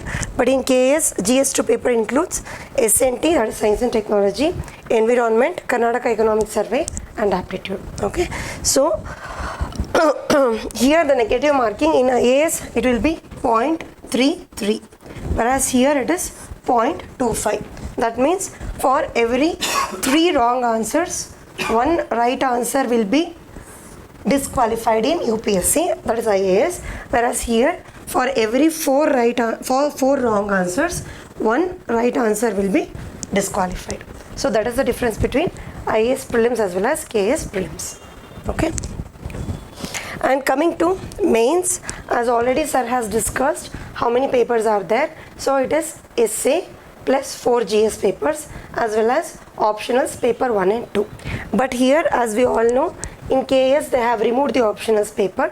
So right now it is only essay which carries 250 marks, and there are 4 GS papers same as that of UPSC, that is IAS. So each carries 250 marks. So in total in KAS the mains marks is 1250, whereas in UPSC it is 1750 including options. Okay, so now coming to the syllabus, see here the prelims as well as the mains. So all these subjects given here, they are overlapping, that is they are common for both prelims as well as the mains. So what all subjects given under mains, they are exclusively for KS mains. Okay, so they will not be overlapped here. So these are the overlapping subjects for both prelims as well as mains. So there comes history, geography, polity, economy, general science and technology, environment, that is nothing but ecology, and also along with this economy, Karnataka economy you have to study in detail, that is Karnataka economic survey, Karnataka history, Karnataka geography and aptitude, that is in paper 2. Okay, so these are prelim subjects as well as main subjects. So coming to the main subjects, exclusive main subjects, so art and culture. So here art and culture you have to study in detail because this will be covered in GS1, art and culture. Okay, so medieval, ancient, okay, and also modern art and architecture. For example, the cathedral architecture is there, no? The Britishers, what they brought along with them, even that you have to study. Okay, and sociology. So sociology also comes in GS1. So about the society, you have to read about the society. Okay, and economy and rural development.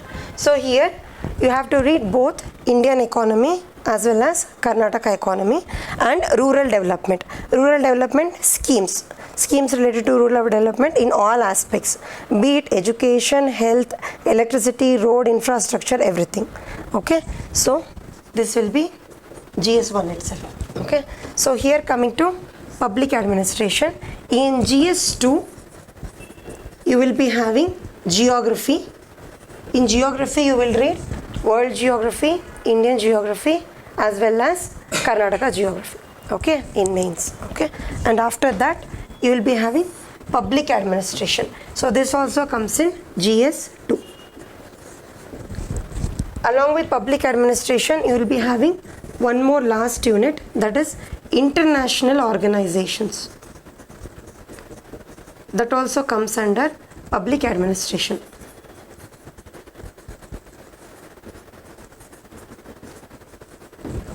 International organizations. Okay, then along with these two, the other one subject in GS2 is polity and governance. Okay, so these three subjects form GS2, these three subjects form GS1. Okay, and here along with economy and rural development you will be having one unit of aptitude in GS1 itself. Okay, so these three form GS1 and these three form GS2. And coming to science and technology, see here why I have given science and technology, even here I have given science and technology. Here you will be dealing with general science, but here in particular you will be dealing with different aspects of science and technology. For example, starting from space, defense, energy,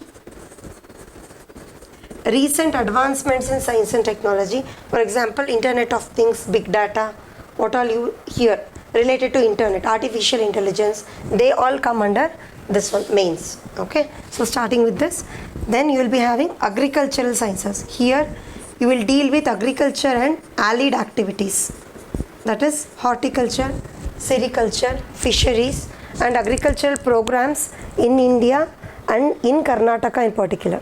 Okay, so that you will deal in agricultural sciences, and the last part will be environment. So these three make GS3. Okay, so in each and every paper you will be having three subsections. Okay, so these three sections make GS3, and the final one will be ethics. So here they have divided it as ethics, integrity, aptitude. This is not the mathematical aptitude, this is ethical aptitude. Okay, so these three, the syllabus is same as that of IAS. Ethics syllabus is completely same as that of IAS, but these three papers obviously it varies, because just by seeing the subsections itself you will get to know how it varies from that of IAS. Okay, so but ethics, it is common for both IAS as well as KAS. Okay. And the last one is essay.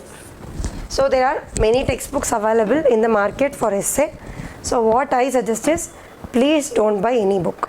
Okay, so whatever essay you will be writing, it all depends on your thought process. ನೀವು ಹೆಂಗೆ ಯೋಚನೆ ಮಾಡ್ತೀರಾ, ಎಷ್ಟು ಡೀಪಾಗಿ ಒಂದು subject ಬಗ್ಗೆ ಅರ್ಥ ಮಾಡ್ಕೊತೀರಾ. Okay, thought process. The second thing is your paper. ನೀವು ನ್ಯೂಸ್ ಪೇಪರಿಂದ ಏನೇನು ಇನ್ಪುಟ್ಸ್ನ ಗೇನ್ ಮಾಡ್ಕೊಂಡಿದ್ದೀರಾ, what all knowledge you have taken from reading the newspaper as well as different articles or magazines. Okay, then the third one is your GS knowledge, because in your GS syllabus, I don't think they have left any topic untouched.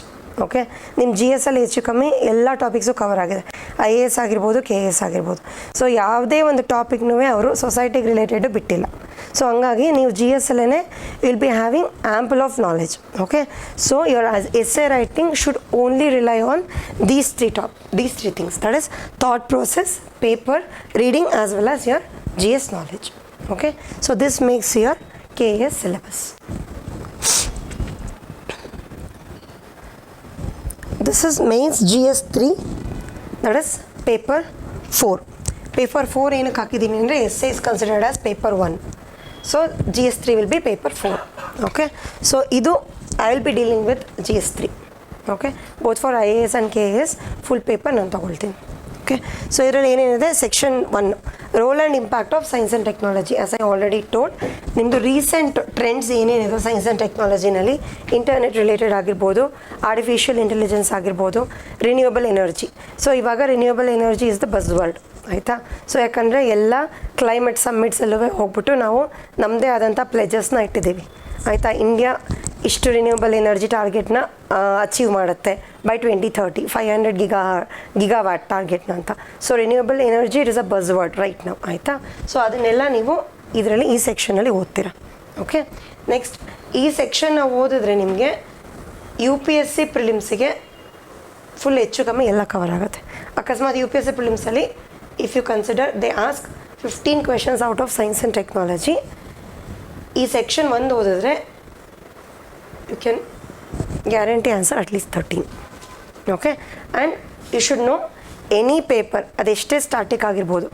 Prabhu sir ಹೇಳ್ದಂಗೆ history, what he gave example Brihadishwar temple, ಆಯಿತಾ.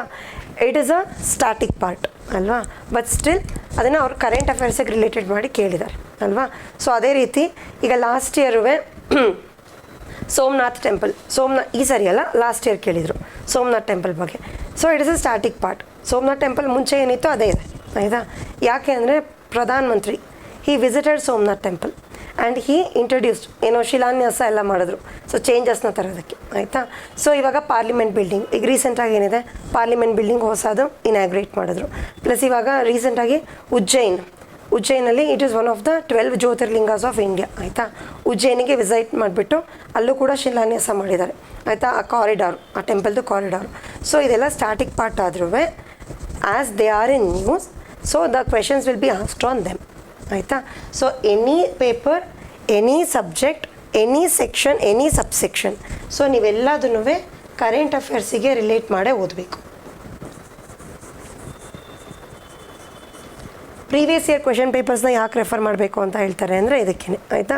Previous year question papers ಅದೇ ಕ್ವೆಶನ್ನ repeat ಮಾಡಿರ್ತಾರೆ ಅಂತ ಹೇಳಲ್ಲ, ಆಯಿತಾ, but improvise ಮಾಡ್ಕೊಂಡಿರ್ತಾರೆ. Same ಒಂದು ಸರಿ ಒಂದು ವರ್ಷ ಟಾಪಿಕ್ನ ಕೇಳಿದರೆ ಮತ್ತೆ ಅದೇ ಟಾಪಿಕ್ನ ಈ ವರ್ಷ ಕೇಳಲ್ಲ ಅಂತ ನಾವು ಹೇಳಬಾರ್ದು. They will asked in a improvised manner. So ಹಂಗಾಗಿ ಆ ಟಾಪಿಕ್ ಲಾಸ್ಟ್ ಟೈಮ್ ಕೇಳಿದ್ದಾರೆ, ಈ ಸರಿ ಕೇಳಲ್ಲ, ನಾನು ಆ ಟಾಪಿಕ್ ಬಿಟ್ಬಿಟ್ಟು ಬೇರೆದು ಓದ್ತೀನಿ, ಅದು ತುಂಬ ತಪ್ಪು. ಈ ಮಿತ್ತು ತುಂಬ ಜನದಲ್ಲಿ ಇರುತ್ತೆ, ಅದು ಇರಬಾರ್ದು. Okay, next life sciences, agriculture sciences, natural sciences. So in this section whole ಏನೇನಿದೆ ಅಗ್ರಿಕಲ್ಚರಲ್ಲಿ ಒಂದೇ ಒಂದು ಯೂನಿಟು ಬಿಟ್ಟಿಲ್ಲ ಅವರು, ಒಂದು ಟಾಪಿಕ್ಕು ಬಿಟ್ಟಿಲ್ಲ ಆಯಿತಾ.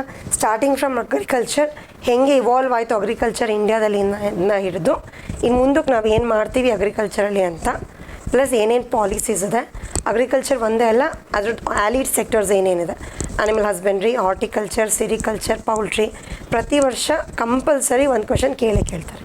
Okay, so in 2015 batch 2014 sericulture ಬಗ್ಗೆ ಕೇಳಿದರು ಆಯಿತಾ.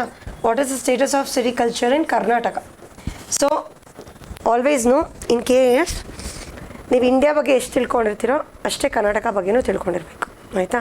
ಸೊ ನಿಮ್ಮದು ಸ್ಟ್ಯಾಟ್ಸ್ ಏನೇನಿರುತ್ತೆ, ಸ್ಟ್ಯಾಟಿಸ್ಟಿಕ್ಸ್ ಡಾಟಾ ಏನೇನಿರುತ್ತೆ, ನೀವು ಇಂಡಿಯಾ ಬಗ್ಗೆ ಹೆಂಗಿದ್ರು IAS ಅಲ್ಲಿ ಕಲೆಕ್ಟ್ ಮಾಡ್ಕೊತೀರ ಅಲ್ವಾ, ನೀವು KASಗೆ ಕಂಪಲ್ಸರಿ ಕರ್ನಾಟಕದ ಡಾಟಾ ಇರಲೇಬೇಕು.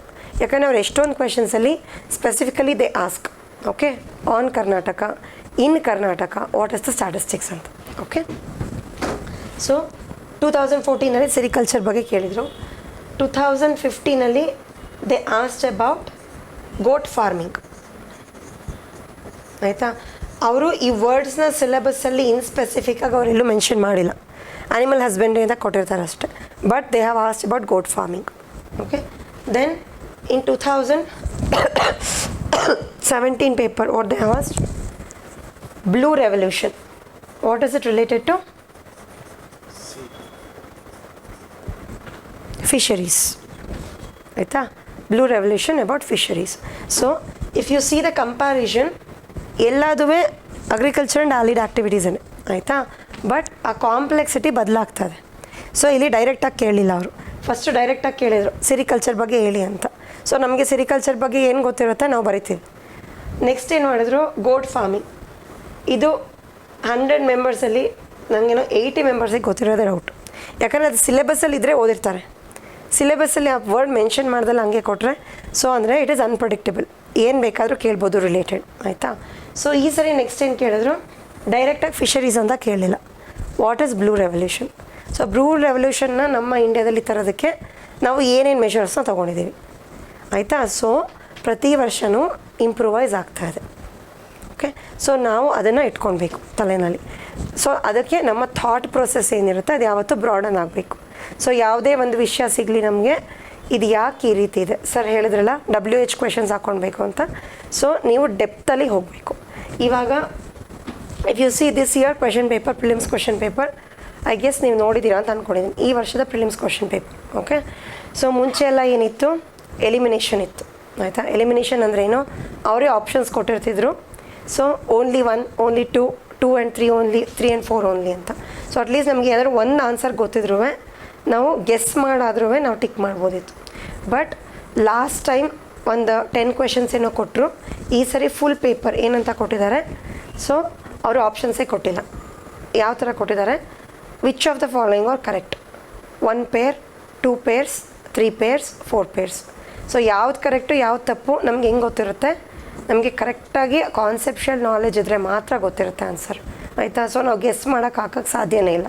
ಸೊ ಎಲಿಮಿನೇಷನ್ ಅನ್ನೋ ಪಾಯಿಂಟು ಕಂಪ್ಲೀಟಾಗಿ ಎಲಿಮಿನೇಟ್ ಆಯಿತು.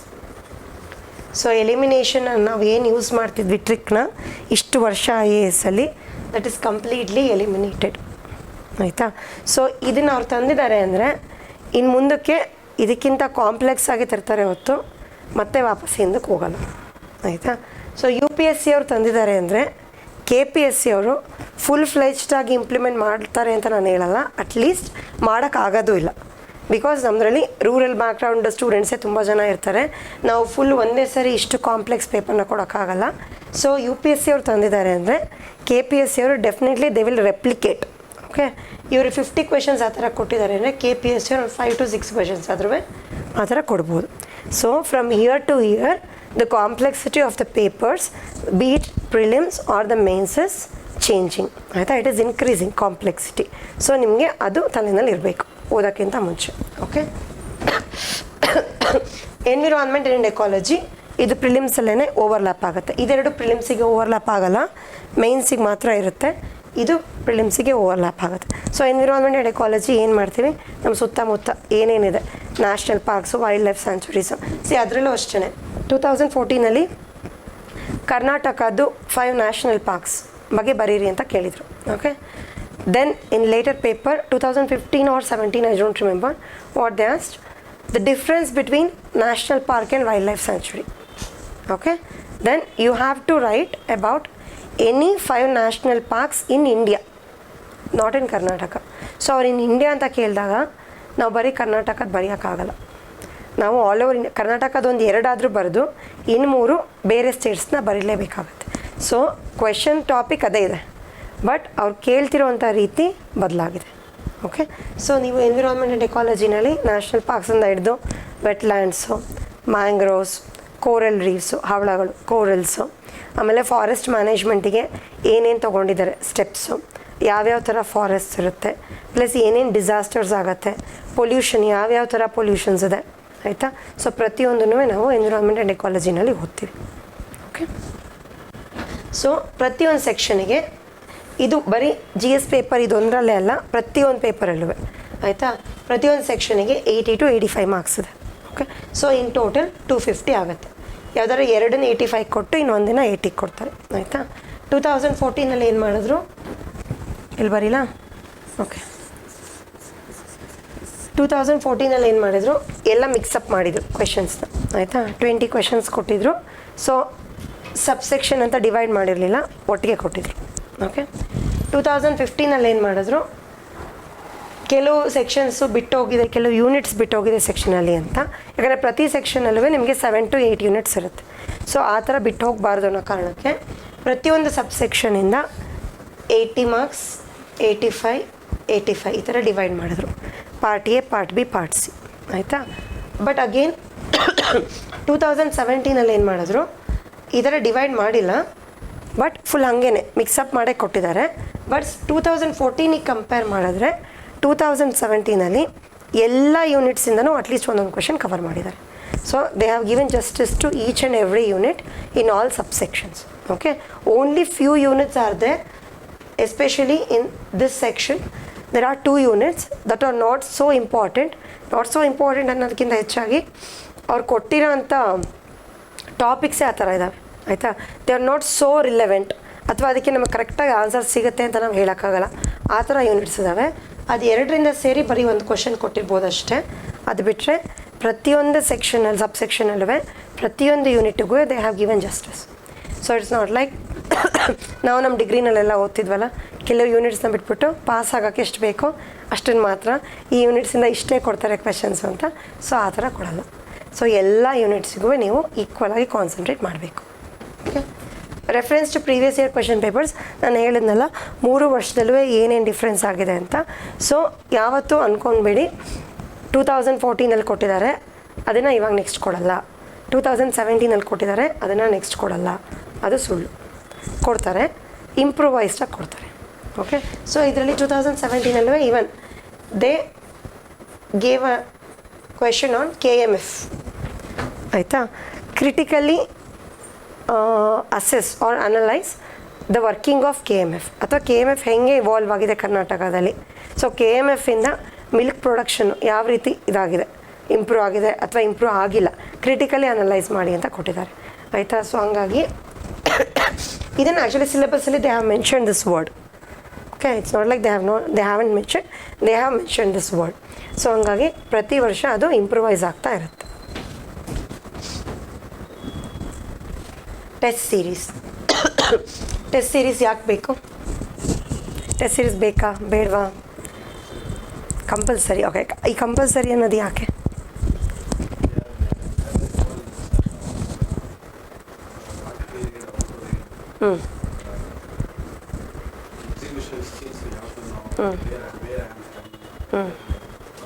ಸೊ ಏನು ಬರೀಬೇಕು, ಏನು ಬರೀಬಾರ್ದು. ಸೊ ನಮಗೆ ಒಂದು ಸಬ್ಜೆಕ್ಟ್ ಮೇಲೆ ತುಂಬಾ ನಾಲೆಜ್ ಇರುತ್ತೆ. ಫಾರ್ ಎಕ್ಸಾಂಪಲ್ ಒಂದು ಟಾಪಿಕ್ ಮೇಲೆ ತುಂಬಾ ನಾಲೆಜ್ ಇರುತ್ತೆ, ಬಟ್ ಮ್ಯಾಕ್ಸಿಮಮ್ ಅವ್ರು ಕೇಳೋ ಕ್ವೆಶನ್ಸ್ ಎಷ್ಟಿರುತ್ತೆ, 10 ಮಾರ್ಕ್ಸಿಗೆ ಕೇಳ್ಬೋದು, ಇಲ್ಲ 12 ಅಥವಾ 12.5 ಅಥವಾ 15. ಸೊ ಇದು ಯಾವ ಮಾರ್ಕ್ಸಾರು ಇಂಪ್ಲಿಮೆಂಟ್ ಮಾಡ್ತಾರೆ, ಆಯಿತಾ. Depends on the question paper pattern. So ನಮಗಿರೋ ನಾಲೆಜ್ನ ಸೊ ಇಷ್ಟು ಮಾರ್ಕ್ಸಿಗೆ ಅವ್ರು ಕೇಳಿದಾಗ ನಾವು ಹೇಗೆ ಕನ್ಸೈಸ್ ಮಾಡಿ ಬರೀಬೇಕು, ಇದು ನಾವು ಒಂದೇ ಸರಿ ಹೋಗಿ ಎಕ್ಸಾಮ್ ಹಾಲಲ್ಲಿ ಕೂತ್ಕೊಂಡ್ರೆ ನಮಗೆ ಗೊತ್ತಾಗಲ್ಲ. ಸೊ ಅದು ಮೌಲ್ಡ್ ಆಗ್ತಾ ಇರಬೇಕು from time to time. So ಅದಕ್ಕೋಸ್ಕರ ಆ ಮೌಲ್ಡ್ ಹೆಂಗಾಗತ್ತೆ, it happens through test series ಆಯಿತಾ. ಸೊ ನಾವು ಯೂನಿಟ್ ವೈಸ್ ಬರೆದಾಗ ಯಾವ್ಯಾವ ಥರ ಕ್ವೆಶನ್ಸ್ ಕೊಡ್ತಾರೆ ಆಯಿತಾ. ಒಂದು ಯೂನಿಟಲ್ಲಿ ಯಾವ ಥರ ಕ್ವೆಶನ್ಸ್ ಬರ್ಬೋದು ಅನ್ನೋದು ಗೊತ್ತಾಗುತ್ತೆ ನಮಗೆ ಆಯಿತಾ. ಆ್ಯಂಡ್ ಈವನ್ ಟೆಸ್ಟ್ ಸೀರೀಸ್ ಇವಾಗ ನಮ್ಮ ಕ್ರೆಡೆನ್ಸಲ್ಲೇ ಅಂದರೆ ಟೆಸ್ಟ್ ಸೀರೀಸ್ ಜಸ್ಟ್ ಒಂದು ಶಾರ್ಟಲ್ಲಿ ಅಂತ ಕೊಡಲ್ಲ ಆಯಿತಾ. ಅದರಲ್ಲೇ 3 ಥರ ಡಿಫ್ರೆಂಟ್ ಟೆಸ್ಟ್ ಸೀರೀಸ್ ಇದೆ ಆಯಿತಾ. 20 ಟೆಸ್ಟು ಇನ್ನೂ ಜಾಸ್ತಿ ಬೇಕಾದರೂ ತೊಗೊಬೋದು ಓಕೆನಾ. ಸೊ ಅವಾಗ ಏನಾಗುತ್ತೆ ನಿಮಗೆ ಆಮೇಲೆ ಒಂದು ಟೆಸ್ಟ್ ಸೀರೀಸಲ್ಲಿ ಆಗಿರೋವಂಥ ಕ್ವೆಶನ್ಸು ನೆಕ್ಸ್ಟ್ ಟೆಸ್ಟ್ ಸೀರೀಸಿಗೆ ಅದನ್ನೇ ರಿಪೀಟ್ ಮಾಡಿರ್ತಾರೆ ಅಂತಲ್ಲ, ಸೊ ಬೇರೆ ಕೇಳ್ಬೋದು ಆಯಿತಾ. ಬಟ್ ಒಂದು ಯೂನಿಟಲ್ಲಿ ಎಷ್ಟು ಥರ ಕ್ವೆಶನ್ಸ್ ಕೇಳ್ಬೋದು, ಆ ಪರ್ಮ್ಯುಟೇಷನ್ಸ್ ಆ್ಯಂಡ್ ಕಾಂಬಿನೇಷನ್ಸ್ ನಾವೇನು ಹಾಕ್ತೀವಿ ಅವೆಲ್ಲವೂ ಕವರ್ ಆಗಿರ್ತವೆ. ಸೊ ನಾವು ಯಾವಾಗ ಇಲ್ಲಿ ಬರೆದು ನಮಗೆ ಅಭ್ಯಾಸ ಆಗುತ್ತೋ, ಸೊ ನಾವು ಎಕ್ಸಾಮ್ ಹಾಲಿಗೆ ಹೋದಾಗ ಸೊ ಅದನ್ನು ಬಿಟ್ಟು ಅವ್ರು ಆಚೆ ಏನೋ ಕ್ವೆಶನ್ ಕೇಳೋಕ್ಕೆ ಸಾಧ್ಯ ಇಲ್ಲ ಅಲ್ವಾ. ಸೊ ನಮ್ಗೆ ಆಗಲೇ ಗೊತ್ತಾಗಿರುತ್ತೆ ಈ ಥರ ಕ್ವೆಶನ್ ಕೇಳಿದರೆ ನಾವು ಏನು ಆನ್ಸರ್ ಬರೀಬೇಕು ಅಂತ. ಸೊ ನಾವು ಆವಾಗ ನೀಟಾಗಿ ಕನ್ಸೈಸ್ ಮಾಡಿಕೊಂಡು 10 ಮಾರ್ಕ್ಸ್ಗಾರು ಕೇಳಿರಲಿ 15 ಮಾರ್ಕ್ಸ್ಗಾರು ಕೇಳಿದ್ರಿ, ಸೊ ನಮಗೆ ಟೈಮ್ ಮ್ಯಾನೇಜ್ಮೆಂಟ್ ಹೆಂಗೆ ಅಂತ ಗೊತ್ತಾಗಿರುತ್ತೆ. ಸೊ ಆವಾಗ ನಾವು ನೀಟಾಗಿ ಅದನ್ನ ರಿಪ್ರೊಡ್ಯೂಸ್ ಮಾಡ್ಬೋದು ಪೇಪರ್ ಮೇಲೆ. So that is the main point why test series is needed okay. And ಅದೇ what to write what not to write. ಇವಾಗ ಅಷ್ಟೊಂದು ನಾಲೆಡ್ಜ್ ಇದ್ದಾಗ ಬರೀ 10 ಮಾರ್ಕ್ಸಿಗೆ ಬರೀರಿ ಅಂದಾಗ ನಮಗೆ ಗೊತ್ತಿರಬೇಕು ನಾವು 10 ಮಾರ್ಕ್ಸಿಗೆ ಏನು ಬರೀಬೇಕು ಅದನ್ನು ಮಾತ್ರ ಬರೀಬೇಕು. ಸೊ ನಾವು ಫುಲ್ ಎಲ್ಲ ಸ್ಟೋರಿ ಬರೆಯೋಕ್ಕಾಗಲ್ಲ ಅಲ್ವಾ. ಸೊ ಅದು ನಮಗೆ ಟೆಸ್ಟ್ ಸೀರೀಸಿಂದ ಗೊತ್ತಾಗುತ್ತೆ. Plus framing of answers. So any answer be it IAS mains or KAS mains ಯಾವುದೇ ಆನ್ಸರ್ ಆಗಿರ್ಬೋದು, ಅದಕ್ಕೆ 3 ಪಾರ್ಟ್ಸ್ ಇರುತ್ತೆ. That is introduction, it hardly takes 2 to 3 lines, and body full ನಾವು ಏನು ಆನ್ಸರ್ ಬರೀತೀವಿ, ಅವ್ರು ಏನು ಕ್ವೆಶನ್ ಕೇಳಿದ್ದಾರೆ ಅದಕ್ಕೆ ನಾವು ಏನು ಆನ್ಸರ್ ಬರೀತೀವಿ ಅದು. ಲಾಸ್ಟ್ ಒನ್ ಇಸ್ ಕನ್ಕ್ಲೂಷನ್ ಅಥವಾ ವೇ ಫಾರ್ವರ್ಡ್ ಸಜೆಷನ್ಸ್ ನೀವೇನಾದರೂ ಕನ್ಸಿಡರ್ ಮಾಡ್ಬೋದು ಆಯಿತಾ. ಸೊ ಕನ್ಕ್ಲೂಷನ್ ಅಂದರೆ ಇವಾಗ ಕೆಲವು ಆನ್ಸರ್ಸಿಗೆ ಹೆಂಗಿರುತ್ತೆ ಅಂದರೆ ನಾವೇ ಏನಾದ್ರು ಸಜೆಷನ್ಸ್ ಅವರೇ ಮೆನ್ಷನ್ ಮಾಡಿರ್ತಾರೆ, ಸಜೆಸ್ಟ್ ಮೆಷರ್ಸ್ ಅಂತ, ಅಥವಾ ನಾವೇ ಏನಾದ್ರು ಸಜೆಷನ್ಸ್ ಕೊಡ್ಬೋದಾಗಿರುತ್ತೆ, ಅಥವಾ ಮುಂದಕ್ಕೆ ಏನು ಇಂಪ್ಲಿಮೆಂಟ್ ಮಾಡ್ಬೋದು, ಇಲ್ಲ ನಾವು ಬರ್ದಿರೋ ಆನ್ಸರ್ನ ನಾವು ಹೇಗೆ ಕನ್ಕ್ಲೂಡ್ ಮಾಡ್ತೀವಿ. ಸೊ ನಾನು ಇಂಟ್ರೊಡಕ್ಷನಲ್ಲಿ ಇದು ಹೇಳಿದ್ದೀನಿ, ನನ್ನ ಆನ್ಸರಲ್ಲಿ ನನ್ನ ಅಭಿಪ್ರಾಯ ಏನಿತ್ತು, ದಟ್ ಈಸ್ ಕನ್ಕ್ಲೂಷನ್ ಆಯಿತಾ. ಸೊ ಇದು ಕಂಪಲ್ಸರಿ ಈ 3 ಸಬ್ ಪಾರ್ಟ್ಸ್ ಇರಲೇಬೇಕು ಒಂದು ಆನ್ಸರಿಗೆ ಓಕೆ. ಸೊ ಇದು ಯಾವಾಗ ಬರುತ್ತೆ ನಿಮಗೆ ಡೈರೆಕ್ಟಾಗಿ ಎಕ್ಸಾಮ್ ಹಾಲಲ್ಲಿ ಕೂತ್ಕೊಂಡಾಗ ಬರಲ್ಲ. ಏನು ಇಂಟ್ರೊಡಕ್ಷನ್ ಬರೀಬೇಕು, ಬಾಡಿ ಪಾರ್ಟ್ ಬರೀತಾರೆ ಎಲ್ಲರೂ ಆಯಿತಾ. ಆದರೆ ಹೆಂಗೆ ಸ್ಟಾರ್ಟ್ ಮಾಡಬೇಕು ಹೆಂಗೆ ಎಂಡ್ ಮಾಡಬೇಕು ಅನ್ನೋದು ಗೊತ್ತಿರಲ್ಲ. So that also carries a lot of weightage in your answer. ಹೆಂಗೆ ಸ್ಟಾರ್ಟ್ ಮಾಡಬೇಕು ಹೆಂಗೆ ಎಂಡ್ ಮಾಡಬೇಕು ಅನ್ನೋದು. ಡೈರೆಕ್ಟಾಗಿ ಹೋಗಿ ಒಂದೇ ಸರಿ ಆನ್ಸರ್ ಬರೆಯೋದೇ ಬೇರೆ, ಅದನ್ನು ಒಂದು ಫಾರ್ಮ್ಯಾಟಲ್ಲಿ ಬರ್ಕೊಂಡು ಹೋಗೋದೇ ಬೇರೆ ಆಯಿತಾ. ಈ ಫಾರ್ಮ್ಯಾಟ್ ಯಾವಾಗ ಗೊತ್ತಾಗುತ್ತೆ ನಮಗೆ, ನಾವು ಟೆಸ್ಟ್ ಸೀರೀಸ್ ಅಟೆಂಡ್ ಮಾಡಿದಾಗ ನಮಗೆ ಗೊತ್ತಾಗುತ್ತೆ okay. Decoding the demand of the question. ಅದೇ ಇವಾಗ ನಮಗೆ ತುಂಬ ನಾಲೆಡ್ಜ್ ಇರುತ್ತೆ ಒಂದು ಟಾಪಿಕ್ ಮೇಲೆ, ಅದನ್ನು 12 ಮಾರ್ಕ್ಸಿಗೆ ಬರೀರಿ ಅಂತ ಕೇಳ್ತಾರೆ ಆಯಿತಾ. ಡಿಕೋಡ್ ಮಾಡೋದೇನು, ನಾವು ಏನು ಬರೀಬೇಕು ಅಂತ ಹೆಂಗೆ ಗೊತ್ತಾಗುತ್ತೆ, ಆ ಕ್ವೆಶನ್ ನೋಡಿದ ತಕ್ಷಣ ನಮಗೆ ಗೊತ್ತಾಗಬೇಕು ಅಲ್ವಾ. ಸೊ ಇವಾಗ national parks for example, national parks wild life sanctuaries difference ಕೇಳಿದ್ರು ಆಯಿತಾ. ನಾವು ಡಿಫ್ರೆನ್ಸ್ ಬರೆಯೋದನ್ನ ಬಿಟ್ಬಿಟ್ಟು ನ್ಯಾಷನಲ್ ಪಾರ್ಕ್ಸ್ ಬಗ್ಗೆ ಏನೇನೇನು ಗೊತ್ತು, ಕರ್ನಾಟಕದಲ್ಲಿ ಯಾವ್ಯಾವುದಿದೆ, ವೈಲ್ಡ್ ಲೈಫ್ ಸ್ಯಾಂಚುರೀಸ್ ಯಾವ್ಯಾವುದಿದೆ, ಅದು ತಪ್ಪು. ಅವ್ರು ಅದನ್ನು ಕೇಳಿಲ್ಲ. ಸೊ ನಾವು ಡಿಕೋಡ್ ಮಾಡಬೇಕು. ಅವ್ರು ಏನು ಕೇಳಿದ್ದಾರೆ, ಡೈರೆಕ್ಟಾಗಿ ಡಿಫ್ರೆನ್ಸ್ ಕೇಳಿದ್ದಾರೆ, ನಾವು ಅದನ್ನು ಡಿಫ್ರೆನ್ಸ್ ಬರೀಬೇಕು. ಆಮೇಲೆ ಅವ್ರು ಏನು ಕೇಳಿದ್ದಾರೆ, any 5 national parks in India ಕೇಳಿದ್ದಾರೆ. ಸೊ ನಾವೇನು ಮಾಡ್ತೀವಿ, ನಾವು ಡಿಕೋಡ್ ಮಾಡೋದೇನು, ಎನಿ 5 ನ್ಯಾಷನಲ್ ಪಾರ್ಕ್ಸ್ ಅಂತ ನಾವೇನು ಮಾಡ್ತೀವಿ, ಕರ್ನಾಟಕದಲ್ಲೂ ಹೆಂಗಿರೋ 5 ನ್ಯಾಷನಲ್ ಪಾರ್ಕ್ ಇರೋದು 5 ಬರೆದ್ಬಿಡ್ತೀವಿ ಆಯಿತಾ. No that is not decoding. ಅಂದ್ರೇನು, ಇಂಡಿಯಾ ಅಂತ ಅವ್ರು ಸ್ಪೆಸಿಫಿಕ್ಕಾಗಿ ಕೇಳಿದಾಗ ನೀವು ಬೇರೆ ಬೇರೆ ಸ್ಟೇಟ್ಸ್ದು ಕಂಪಲ್ಸರಿ ಬರೀಲೇಬೇಕು ಆಯಿತಾ. ಕರ್ನಾಟಕದ್ದು ಬರೆದಿದ್ದು ತಪ್ಪಲ್ಲ, ಆದರೆ ಅವರು ಅದನ್ನು ಕೇಳಿಲ್ಲ ಆಯಿತಾ. So this is decoding. So ನಮಗೆ ಏನು ಬರೀಬೇಕು ಅಂತ ಕ್ವೆಶನ್ ನೋಡಿ ಅರ್ಥ ಆಗಬೇಕು ಓಕೆ. ಇದು ಎಕ್ಸಾಮ್ ಹಾಲಲ್ಲಿ ಅಲ್ಲಿರೋ ಟೆನ್ಷನಿಗೆ 1000% ಯಾರಿಗೂ ಅರ್ಥ ಆಗಲ್ಲ ಆಯಿತಾ. ಸೊ ಆ ಟೆನ್ಷನ್ನು ನೀವು ಎಷ್ಟೇ ಟೆಸ್ಟ್ ಸೀರೀಸ್ ಬರೆದ್ರೂ ಆ ಟೆನ್ಷನ್ ಇದ್ದೇ ಇರುತ್ತೆ. ನಾನು ಇಲ್ಲ ಅಂತ ಹೇಳೋದು, ಅದು ಕಂಪ್ಲೀಟಾಗಿ ಹೊರಟೋಗಲ್ಲ, ಬಟ್ ಅಟ್ಲೀಸ್ಟ್ ಒಂದು 50% ರೆಡ್ಯೂಸ್ ಆಗಿರುತ್ತೆ. ಸೊ ನಿಮಗೆ ತಕ್ಷಣ ಕ್ಯಾಲ್ಕುಲೇಷನ್ ಗೊತ್ತಾಗುತ್ತೆ ಮೈಂಡಲ್ಲಿ. ಸೊ ಈ ಥರ ಕ್ವೆಶನ್ ಕೊಟ್ಟಿದ್ರು, ನಾನು ಟೆಸ್ಟ್ ಸೀರೀಸಲ್ಲೂ ಬರೆದಿದೆ. ಸೊ ನಮ್ಮದು ಎಷ್ಟೊಂದು ಕ್ವೆಶನ್ಸು KAS ಅಲ್ಲಿ ಹಂಗೆ ಡೈರೆಕ್ಟಾಗಿ ಕೊಟ್ಟಿದ್ದಾರೆ, ಕ್ರೆಡೆನ್ಸ್ ಟೆಸ್ಟ್ ಸೀರೀಸ್ದು ಕ್ವೆಶನ್ಸ್ ಆಯಿತಾ. ಸೊ ಆವಾಗ ನಿಮಗೆ ಒಂದೇ ಸರಿ ಕೈ ಓಡುತ್ತೆ, ಬ್ರೈನು ಓಡುತ್ತೆ, ಹಂಗೆ ಕೈಯೂ ಓಡುತ್ತೆ. How to connect the current affairs, this is very important. ಎಷ್ಟು ಇವಾಗ ನೀವು ಸಿಲೆಬಸ್ ನೋಡಿದ್ರೆ ಅಲ್ಲಿ ಎಷ್ಟೊಂದು ಟಾಪಿಕ್ಸ್ ಇದೆ. ಸೊ ಫುಲ್ ಎಲ್ಲ ಟಾಪಿಕ್ಸ್ನು ನಾನು ಲೆಕ್ಕ ಹಾಕ್ತೀನಿ ಅಂದರೆ ನಿಮಗೆ 1000 ಟಾಪಿಕ್ಸ್ ಸಿಗುತ್ತೆ ಹೋಲ್ ಸಿಲೆಬಸ್ ಆಯಿತಾ. 1000 ಟಾಪಿಕ್ಸ್ ಮೇಲೂ ಅವ್ರು ಕ್ವೆಶನ್ ಕೇಳೋಕ್ಕಾಗಲ್ಲ ಅಲ್ವಾ. ಸೊ ಅವರು ಪಿಕ್ ಮಾಡಿ ಕೇಳ್ತಾರೆ. ಈಗ ಸರ್ ಹೇಳಿದರು ರಿಲೆವೆನ್ಸ್ ಆಫ್ ಕರೆಂಟ್ ಅಫೇರ್ಸ್ ಆಯಿತಾ. ಸೊ ಕರೆಂಟ್ ಅಫೇರ್ಸಲ್ಲಿ ಏನು ನ್ಯೂಸಲ್ಲಿದೆ ಅದಕ್ಕೆ ರಿಲೇಟೆಡ್ ಆಗಿ ಕೇಳ್ತಾರೆ ಆಯಿತಾ. ಇಟ್ಸ್ ನಾಟ್ ಲೈಕ್ ಈಗ 20 ಕ್ವೆಶನ್ಸ್ ಕೇಳಿದ್ರೆ 20ನೂ ಕರೆಂಟ್ ಅಫೇರ್ಸ್ ರಿಲೇಟೆಡೇ ಇರುತ್ತೆ, ಸ್ಟಾಟಿಕ್ ಕೇಳಲ್ಲ ಅಂತಲ್ಲ, ಆಯಿತಾ. ಅಟ್ಲೀಸ್ಟ್ ಒಂದು 10ರಿಂದ 12 ಆದ್ರೂ ನೀವು ಕರೆಂಟ್ ಅಫೇರ್ಸಿಗೆ ಲಿಂಕ್ ಮಾಡ್ಬೋದು, ಏನಕ್ಕೆ ನ್ಯೂಸಲ್ಲಿದೆ ಅಂತ. ಸೊ ಅದನ್ನು ಬರೆದ್ರೆ ನೀವು ಏನಕ್ಕೆ ನ್ಯೂಸಲ್ಲಿದೆ ಅಂತ ನೀವು ರೆಗ್ಯುಲರಾಗಿ ಕರೆಂಟ್ ಅಫೇರ್ಸ್ ಅಪ್ಡೇಷನ್ ಇಟ್ಕೊಂಡು ಅದೇ ಕ್ವೆಶನ್ನ ಎಕ್ಸಾಮಲ್ಲಿ ಕೇಳಿದಾಗ ನೀವು ಇದು ಏನಕ್ಕೆ ನ್ಯೂಸಲ್ಲಿತ್ತು ಅಂತ ಬರೆದ್ರೆ ನಿಮ್ಮ ಆನ್ಸರ್ಗೆ ಇನ್ನೂ ವೆಯ್ಟೇಜ್ ಸಿಗುತ್ತೆ. ಸೊ ಸುಮ್ಮನೆ ಆನ್ಸರ್ ಬರೆಯೋದೇ ಬೇರೆ, ನೀವು ಅದನ್ನ ಕರೆಂಟ್ ಅಫೇರ್ಸಿಗೆ ಲಿಂಕ್ ಮಾಡಿ ಏನಕ್ಕೆ ನ್ಯೂಸಲ್ಲಿತ್ತು ಅಂತ ಬರೆಯೋದೇ ಬೇರೆ, ಆಯಿತಾ. ಸೊ ಆಬ್ವಿಯಸ್ಲಿ ಆವಾಗ ಆಟೋಮೆಟಿಕ್ಕಾಗಿ ನಿಮ್ಮದು ವೆಯ್ಟೇಜು ಜಾಸ್ತಿ ಆಗುತ್ತೆ ಆನ್ಸರ್ ನೀವು ಕರೆಂಟ್ ಅಫೇರ್ಸ್ಗೆ ಲಿಂಕ್ ಮಾಡಿ ಬರೆದ್ರೆ. Okay. Time management in writing answers. So ಇವಾಗ ಟೆಸ್ಟ್ ಸೀರೀಸಿಗೆ ನಾವು ಸ್ಟಾರ್ಟ್ ಮಾಡಿದಾಗ ಏನು ಮಾಡ್ತೀವಿ, ಫಾರ್ ಎಕ್ಸಾಂಪಲ್ 5 ಕ್ವೆಶನ್ಸ್ ಇರುತ್ತೆ, 45 ಮಿನಿಟ್ಸ್ ಇರುತ್ತೆ, ಆಯಿತಾ. Students take 1 hour. Okay. So ಯಾರೂ ಕರೆಕ್ಟಾಗಿ 45 ಮಿನಿಟ್ಸಿಗೆ ಫಿನಿಷ್ ಮಾಡಲ್ಲ, 1 hour ತೊಗೊಳ್ತಾರೆ. ಯಾಕೆ ಅಂದರೆ they will be in the beginning. So ಇನ್ನೂ ಸ್ಟಾರ್ಟಿಂಗು ಅವರು ಗ್ರಾಸ್ಪ್ ಮಾಡ್ತಾ ಇರ್ತಾರೆ, ಹೇಗೆ ಆನ್ಸರ್ ಫ್ರೇಮ್ ಮಾಡಲಿ, ಏನು ಆನ್ಸರ್ ಬರೀಲಿ ಅಂತ. ಒಂದು 5-6 ಟೆಸ್ಟ್ ಆಗ್ತಾ 7-8 ಟೆಸ್ಟ್ ಆಗ್ತಾ ನಿಮ್ಮದು ರೈಟಿಂಗ್ ಸ್ಪೀಡ್ ಜಾಸ್ತಿ ಆಗುತ್ತೆ, ನೀವು ತೊಗೊಳ್ಳೋ ಟೈಮ್ ಕಮ್ಮಿ ಆಗುತ್ತೆ, ಆಯಿತಾ. ಸೊ ಸ್ಟಾರ್ಟಿಂಗ್ ನೀವು 1 hour ತೊಗೊಂಡಿರಲಿ 45 ಮಿನಿಟ್ಸ್ ಬದಲು, ಆಯಿತಾ. ಬಟ್ ಗ್ರ್ಯಾಜುಲಿ ನಿಮ್ಮದು ರೈಟಿಂಗ್ ಸ್ಪೀಡು ಜಾಸ್ತಿ ಆದಂಗೆ, ಯಾಕೆ ಅಂದರೆ ನಿಮ್ಮದು ತಲೆಯಲ್ಲಿ ಥಾಟ್ ಪ್ರೋಸೆಸ್ಸು ಓಡ್ತಾ ಇರುತ್ತೆ, ನಿಮಗೆ ಗೊತ್ತಾಗಿರುತ್ತೆ ಆಗಲೇ 5-6 ಟೆಸ್ಟ್ ಬರೀತಿದ್ದಂಗೆ ಹೇಗೆ ಕ್ವೆಶನ್ಸ್ ಕೇಳ್ತಾರೆ ಅಂತ. ಸೊ ಆವಾಗ ನಿಮ್ಮ ರೈಟಿಂಗ್ ಸ್ಪೀಡ್ ಜಾಸ್ತಿ ಆಗುತ್ತೆ, ಟೈಮ್ ಯೂಸ್ ಮಾಡೋದು ಕಮ್ಮಿ ಆಗುತ್ತೆ ಅಲ್ವಾ. So that is time management in writing answers. ಇವಾಗ ನೀವು ಎಕ್ಸಾಮ್ ಹಾಲಲ್ಲಿ ಇರೋದು 3 hour ಅಲ್ವಾ, 3 hours ನೀವು 20 ಕ್ವೆಶನ್ಸ್ನ ಫಿನಿಷ್ ಮಾಡಬೇಕು. ಸೊ ಹಾರ್ಡ್ಲಿ ನಿಮಗೆ 8 to 8.5 ಮಿನಿಟ್ಸ್ ಸಿಗುತ್ತೆ ಪರ್ ಕ್ವೆಶನ್, ಆಯಿತಾ. ಸೊ ಇದರಲ್ಲಿ 8 to 8.5 ನಿಮಗೆ ಯೋಚನೆ ಮಾಡೋಕ್ಕೊಂದು 1/2 minute ಬೇಡವಾ, ನೀವು ಡಿಕೋಡ್ ಮಾಡಿ ಕ್ವೆಶನ್ನ ನಾನು ಏನು ಬರಿತೀನಿ ಅನ್ನೋದಕ್ಕೆ 1/2 minute ಬೇಕು, ಉಳಿಯೋದು 8 minutes. 8 minutesಲ್ಲಿ ನೀವು 3 pages ಆನ್ಸರ್ ಬರೀಬೇಕು. ಸೊ ನಿಮ್ಮದು ರೈಟಿಂಗ್ ಸ್ಪೀಡ್ ಹೆಂಗಿರಬೇಕು, ಸೊ ನಿಮಗೆ ಈ ಟೈಮ್ ಮ್ಯಾನೇಜ್ಮೆಂಟ್ ಗೊತ್ತಾಗಬೇಕು. ಸೊ ನಾನು 30 ಸೆಕೆಂಡ್ಸ್ನಲ್ಲಿ ಡಿಕೋಡ್ ಮಾಡಿ ಇನ್ನು 8 minutesಲ್ಲಿ ಬರಿತೀನಿ ಆನ್ಸರ್ ಅಂತ. So this is time management, ಆಯಿತಾ. ಸೊ ಅದು ನಿಮಗೆ ಡೈರೆಕ್ಟಾಗಿ ಎಕ್ಸಾಮ್ ಹಾಲಿಗೆ ಹೋದರೆ ಆಗಲ್ಲ, ಅದು ಡೈರೆಕ್ಟಾಗಿ ಎಕ್ಸಾಮ್ಗೆ ಹೋದಾಗ ಏನಾಗುತ್ತೆ, ಒಂದು ಕ್ವೆಶನ್ಗೆ 10 ನಿಮಿಷ ತೊಗೊತೀವಿ. ಸೊ ಲಾಸ್ಟಿಗೆ 3 to 4 ಕ್ವೆಶನ್ಸ್ ಬಿಡಬೇಕಾಗತ್ತೆ. ಒಂದು ಪೇಪರಲ್ಲಿ 1 ಕ್ವೆಶನ್ ಬಿಟ್ಟರೆ ಓಕೆ, ಎಲ್ಲ ಪೇಪರಲ್ಲೂ 3 ಕ್ವೆಶನ್ ಬಿಟ್ಟರೆ ಇಟ್ ಹಾರ್ಡ್ಲಿ ಏನೂ ನಿಮಗೆ ಸಿಗಲ್ಲ, ಆಯಿತಾ. ಸಕ್ಸಸ್ ಅನ್ನೋದು ಫುಲ್ಲು ಹೋಯ್ತು, ಅಲ್ಲೇ ಹೋಯ್ತು. So gets to know relevance of topics ಅಂದರೆ ಯಾವ ಟಾಪಿಕ್ಸ್ ಮೇಲೆ ಇವಾಗ ರೀಸೆಂಟಾಗಿ ಕ್ವೆಶನ್ಸ್ ಕೇಳ್ತಾ ಇದ್ದಾರೆ. ನೀವು ಟೆಸ್ಟ್ ಸೀರೀಸ್ ಅಟೆಂಡ್ ಮಾಡ್ತಾ ಯಾಕೆಂದರೆ ಕರೆಂಟ್ ಅಫೇರ್ಸಿಗೆ ಲಿಂಕ್ ಮಾಡಿ ಕ್ವೆಶನ್ಸ್ ಕೇಳಿರ್ತಾರೆ ಟೆಸ್ಟ್ ಸೀರೀಸಲ್ಲೂ. ಸೊ ನಿಮ್ಗೆ ಅವಾಗ ಗೊತ್ತಾಗುತ್ತೆ ಇವಾಗ ಅಟ್ ಪ್ರೆಸೆಂಟ್ ಏನು ನ್ಯೂಸಲ್ಲಿದೆ, ಇದು ಕರೆಂಟ್ ಅಫೇರ್ಸ್ ರಿಲೆವೆಂಟಾಗಿ ಎಷ್ಟು ಮಟ್ಟಿಗೆ ಕ್ವೆಶನ್ಸ್ ಕೇಳ್ತಾರೆ ಅಂತ ನಿಮಗೆ ರಿಲೆವೆನ್ಸ್ ಗೊತ್ತಾಗುತ್ತೆ, ಆಯಿತಾ.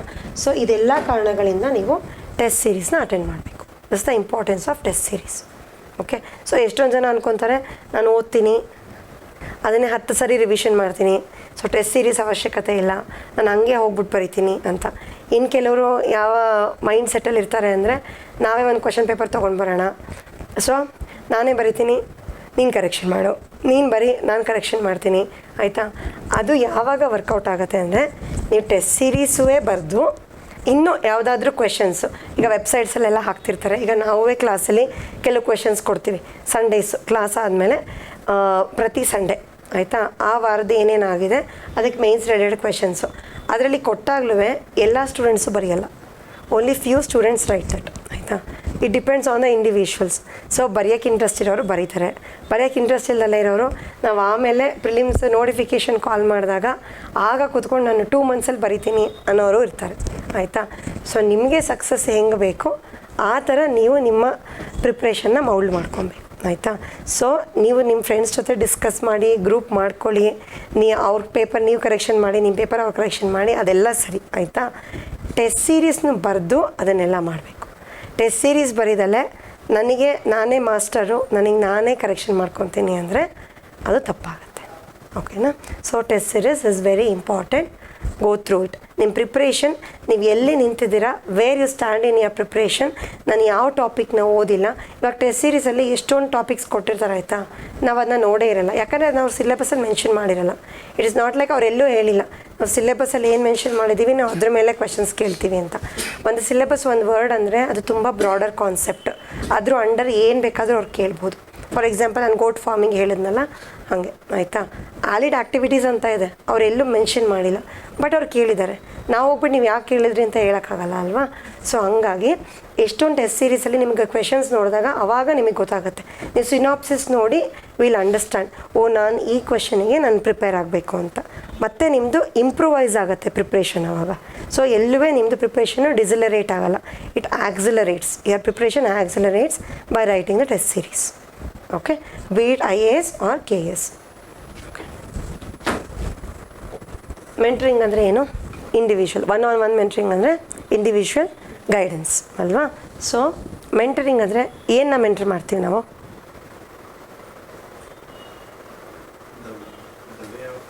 The way of reading, the way of attempting the answers ಆಯಿತಾ. ನೀವು ಟೆಸ್ಟ್ ಬರೆದ್ಮೇಲೆ ನಿಮಗೆ 1-on-1 ಮೆಂಟ್ರಿಂಗ್ ಇರುತ್ತೆ ಆಯಿತಾ, ಪ್ರತಿ ಟೆಸ್ಟ್ ಬರೆದ್ಮೇಲೆ. ಸೊ ಯಾವ ಥರ ಕ್ವೆಶನ್ಸ್ ಕೇಳಿದ್ರು, ನೀವು ಯಾವ ಥರ ಪ್ರಿಪೇರ್ ಆದ್ರಿ, ಯಾವ ಥರ ಪ್ರಿಪೇರ್ ಆಗಬೇಕಾಗಿತ್ತು, ನಿಮ್ಮ ಆನ್ಸರ್ಸು ಯಾವ ರೀತಿ ಇರಬೇಕಾಗಿತ್ತು, ಅದು ಬಿಟ್ಟರೆ ಪ್ರತಿಯೊಂದು ಸಬ್ಜೆಕ್ಟಿಗೂ ಮೆಂಟರ್ಸ್ ಇರ್ತಾರೆ ಆಯಿತಾ. ಸೊ ನೀವು ಬಂದು ನಮ್ಮನ್ನ ಕೇಳಿದಾಗ ಒಂದು ಟೆಕ್ಸ್ಟ್ ಬುಕ್ ಆಗಿರ್ಬೋದು, ಪ್ರತಿಯೊಂದು ಕ್ಲಾಸಲ್ಲೂ ಸ್ಟಾರ್ಟಿಂಗ್ ಡೇನೇ ಹೇಳ್ತಾರೆ ಯಾವ್ಯಾವ ಟೆಕ್ಸ್ಟ್ ಬುಕ್ಸ್ನ ಓದಬೇಕು, ಪೇಪರ್ ರೀಡಿಂಗ್ ಹೆಂಗೆ ಮಾಡಬೇಕು ಅಂತ. But still students are always students, ಅವ್ರಿಗೆ ಯಾವಾಗಲೂ ಡೌಟ್ಸ್ ಇರುತ್ತೆ ಆಯಿತಾ. ನನ್ನ ಫ್ರೆಂಡ್ ಈ ಟೆಕ್ಸ್ಟ್ ಬುಕ್ ಓದ್ತಾ ಇದ್ದಾರೆ, ನಾನು ಅದನ್ನು ಓದಲ್ಲ ಆಯಿತಾ. ಯಾರು ಎಷ್ಟೇ 1000 ಟೆಕ್ಸ್ಟ್ ಬುಕ್ ಓದಲಿ, ನೀವು ಅದನ್ನ ತಲೆ ಕೆಡಿಸ್ಕೊಳ್ಬೇಡಿ. ನಿಮಗೆ ಒಂದು ಟೆಕ್ಸ್ಟ್ ಬುಕ್ ಅರ್ಥ ಆಯಿತಾ, ನೀವು ಅದನ್ನು ಓದಿ. Okay, so this is mentoring. Okay, so ಇದು ತುಂಬ ಜನ ಬರ್ತಾರೆ ಸ್ಟೂಡೆಂಟ್ಸ್, ಇದು ಕಾಮನ್. ಇದು ಬರಲ್ಲ ಅನ್ನೋ ಕೇಳೋಕ್ಕೆ ಚಾನ್ಸೇ ಇಲ್ಲ. 100ರಲ್ಲಿ 99 ಮೆಂಬರ್ಸ್ ಹಿಂಗೆ ಬರೋದು ಆಯಿತಾ. ಸೊ ಅವ್ರು ಅದು ಓದ್ತಿದ್ದಾರೆ, ನಾನು ಈ ಮೆಟೀರಿಯಲ್ ಓದ್ಬೋದಾ, ನಾನು ಇದು ಓದ್ತಿದ್ದೀನಿ, ಅವ್ರೇನಾದ್ರು ಜಾಸ್ತಿ ತಿಳ್ಕೊಂಬಿಡ್ತಾರ ನನಗಿಂತ, ನಾನು ಎಲ್ಲರೂ ಬಿಹೈಂಡ್ ಉಳಿತೀನ ಆಯಿತಾ. ಸೊ ಇದನ್ನು ನಿಮಗೆ ಯಾರು ಗೈಡ್ ಮಾಡ್ತಾರೆ ಅಂದರೆ ಮೆಂಟರಿಂಗಲ್ಲಿ ಗೈಡ್ ಮಾಡ್ತೀವಿ ಆಯಿತಾ. ಇದು ಇಂಡಿವಿಜುವಲ್ 1-on-1 ಮೆಂಟ್ರಿಂಗ್ ಇರುತ್ತೆ. ಪ್ರತಿ ಸ್ಟೂಡೆಂಟಿಗೂ ನಾವು ಇಂಡಿವಿಜುವಲ್ ಆಗಿ ಮೆಂಟ್ರಿಂಗ್ ಮಾಡ್ತೀವಿ. ಸುಮ್ಮನೆ ಕ್ಲಾಸಲ್ಲಿ ಕೂರಿಸ್ಬಿಟ್ಟು ಒಟ್ಟಿಗೆ ಒಂದೇ ಸರಿ ಮಾಸಲ್ಲಿ ಹೇಳಲ್ಲ. ಯಾಕಂದರೆ ಪ್ರತಿಯೊಬ್ಬರದ್ದು ರೀಡಿಂಗ್ ಸ್ಕಿಲ್ ಆಗಿರ್ಬೋದು, ರೈಟಿಂಗ್ ಸ್ಕಿಲ್ ಆಗಿರ್ಬೋದು, grasping power, memory power, it varies from student to student as well as individual to individual. So ಹಂಗಾಗಿ 1-on-1 ಮೆಂಟ್ರಿಂಗ್ ಬೇಕೇ ಬೇಕು. Okay, so right guidance and direction, regular follow up on target. Target ಅಂದರೆ ಏನು? ಇವಾಗ ನೀವು preparation start ಮಾಡ್ತೀರಾ ಆಯಿತಾ. Be it UPSC or KPSC, preparation will be from 9 months to 1 year ಅಂತ ಅಂದ್ಕೊಳ್ಳೋಣ ಆಯಿತಾ. ಯಾಕಂದರೆ ಪ್ರಿಲಿಮ್ಸ್ ಕರೆಯೋದು ವರ್ಷಕ್ಕೆ ಒಂದು ಸರಿ ತಾನೆ. ಸೊ ಅವಾಗ ಏನಾಗುತ್ತೆ ಟಾರ್ಗೆಟ್. ಇವಾಗ ಸುಮ್ಮನೆ ಎಲ್ಲ ಸಬ್ಜೆಕ್ಟ್ನೂ ಓದ್ಕೊಂಡು ಹೋಗ್ತೀರಾ? ಇಲ್ಲ ಅಲ್ವಾ. ನಿಮಗೆ ನಿಮ್ಮದೇ ಆದಂಥ ಒಂದು ಟೈಮ್ ಟೇಬಲ್ ಹಾಕ್ಕೋತೀರಾ ಅಲ್ವಾ.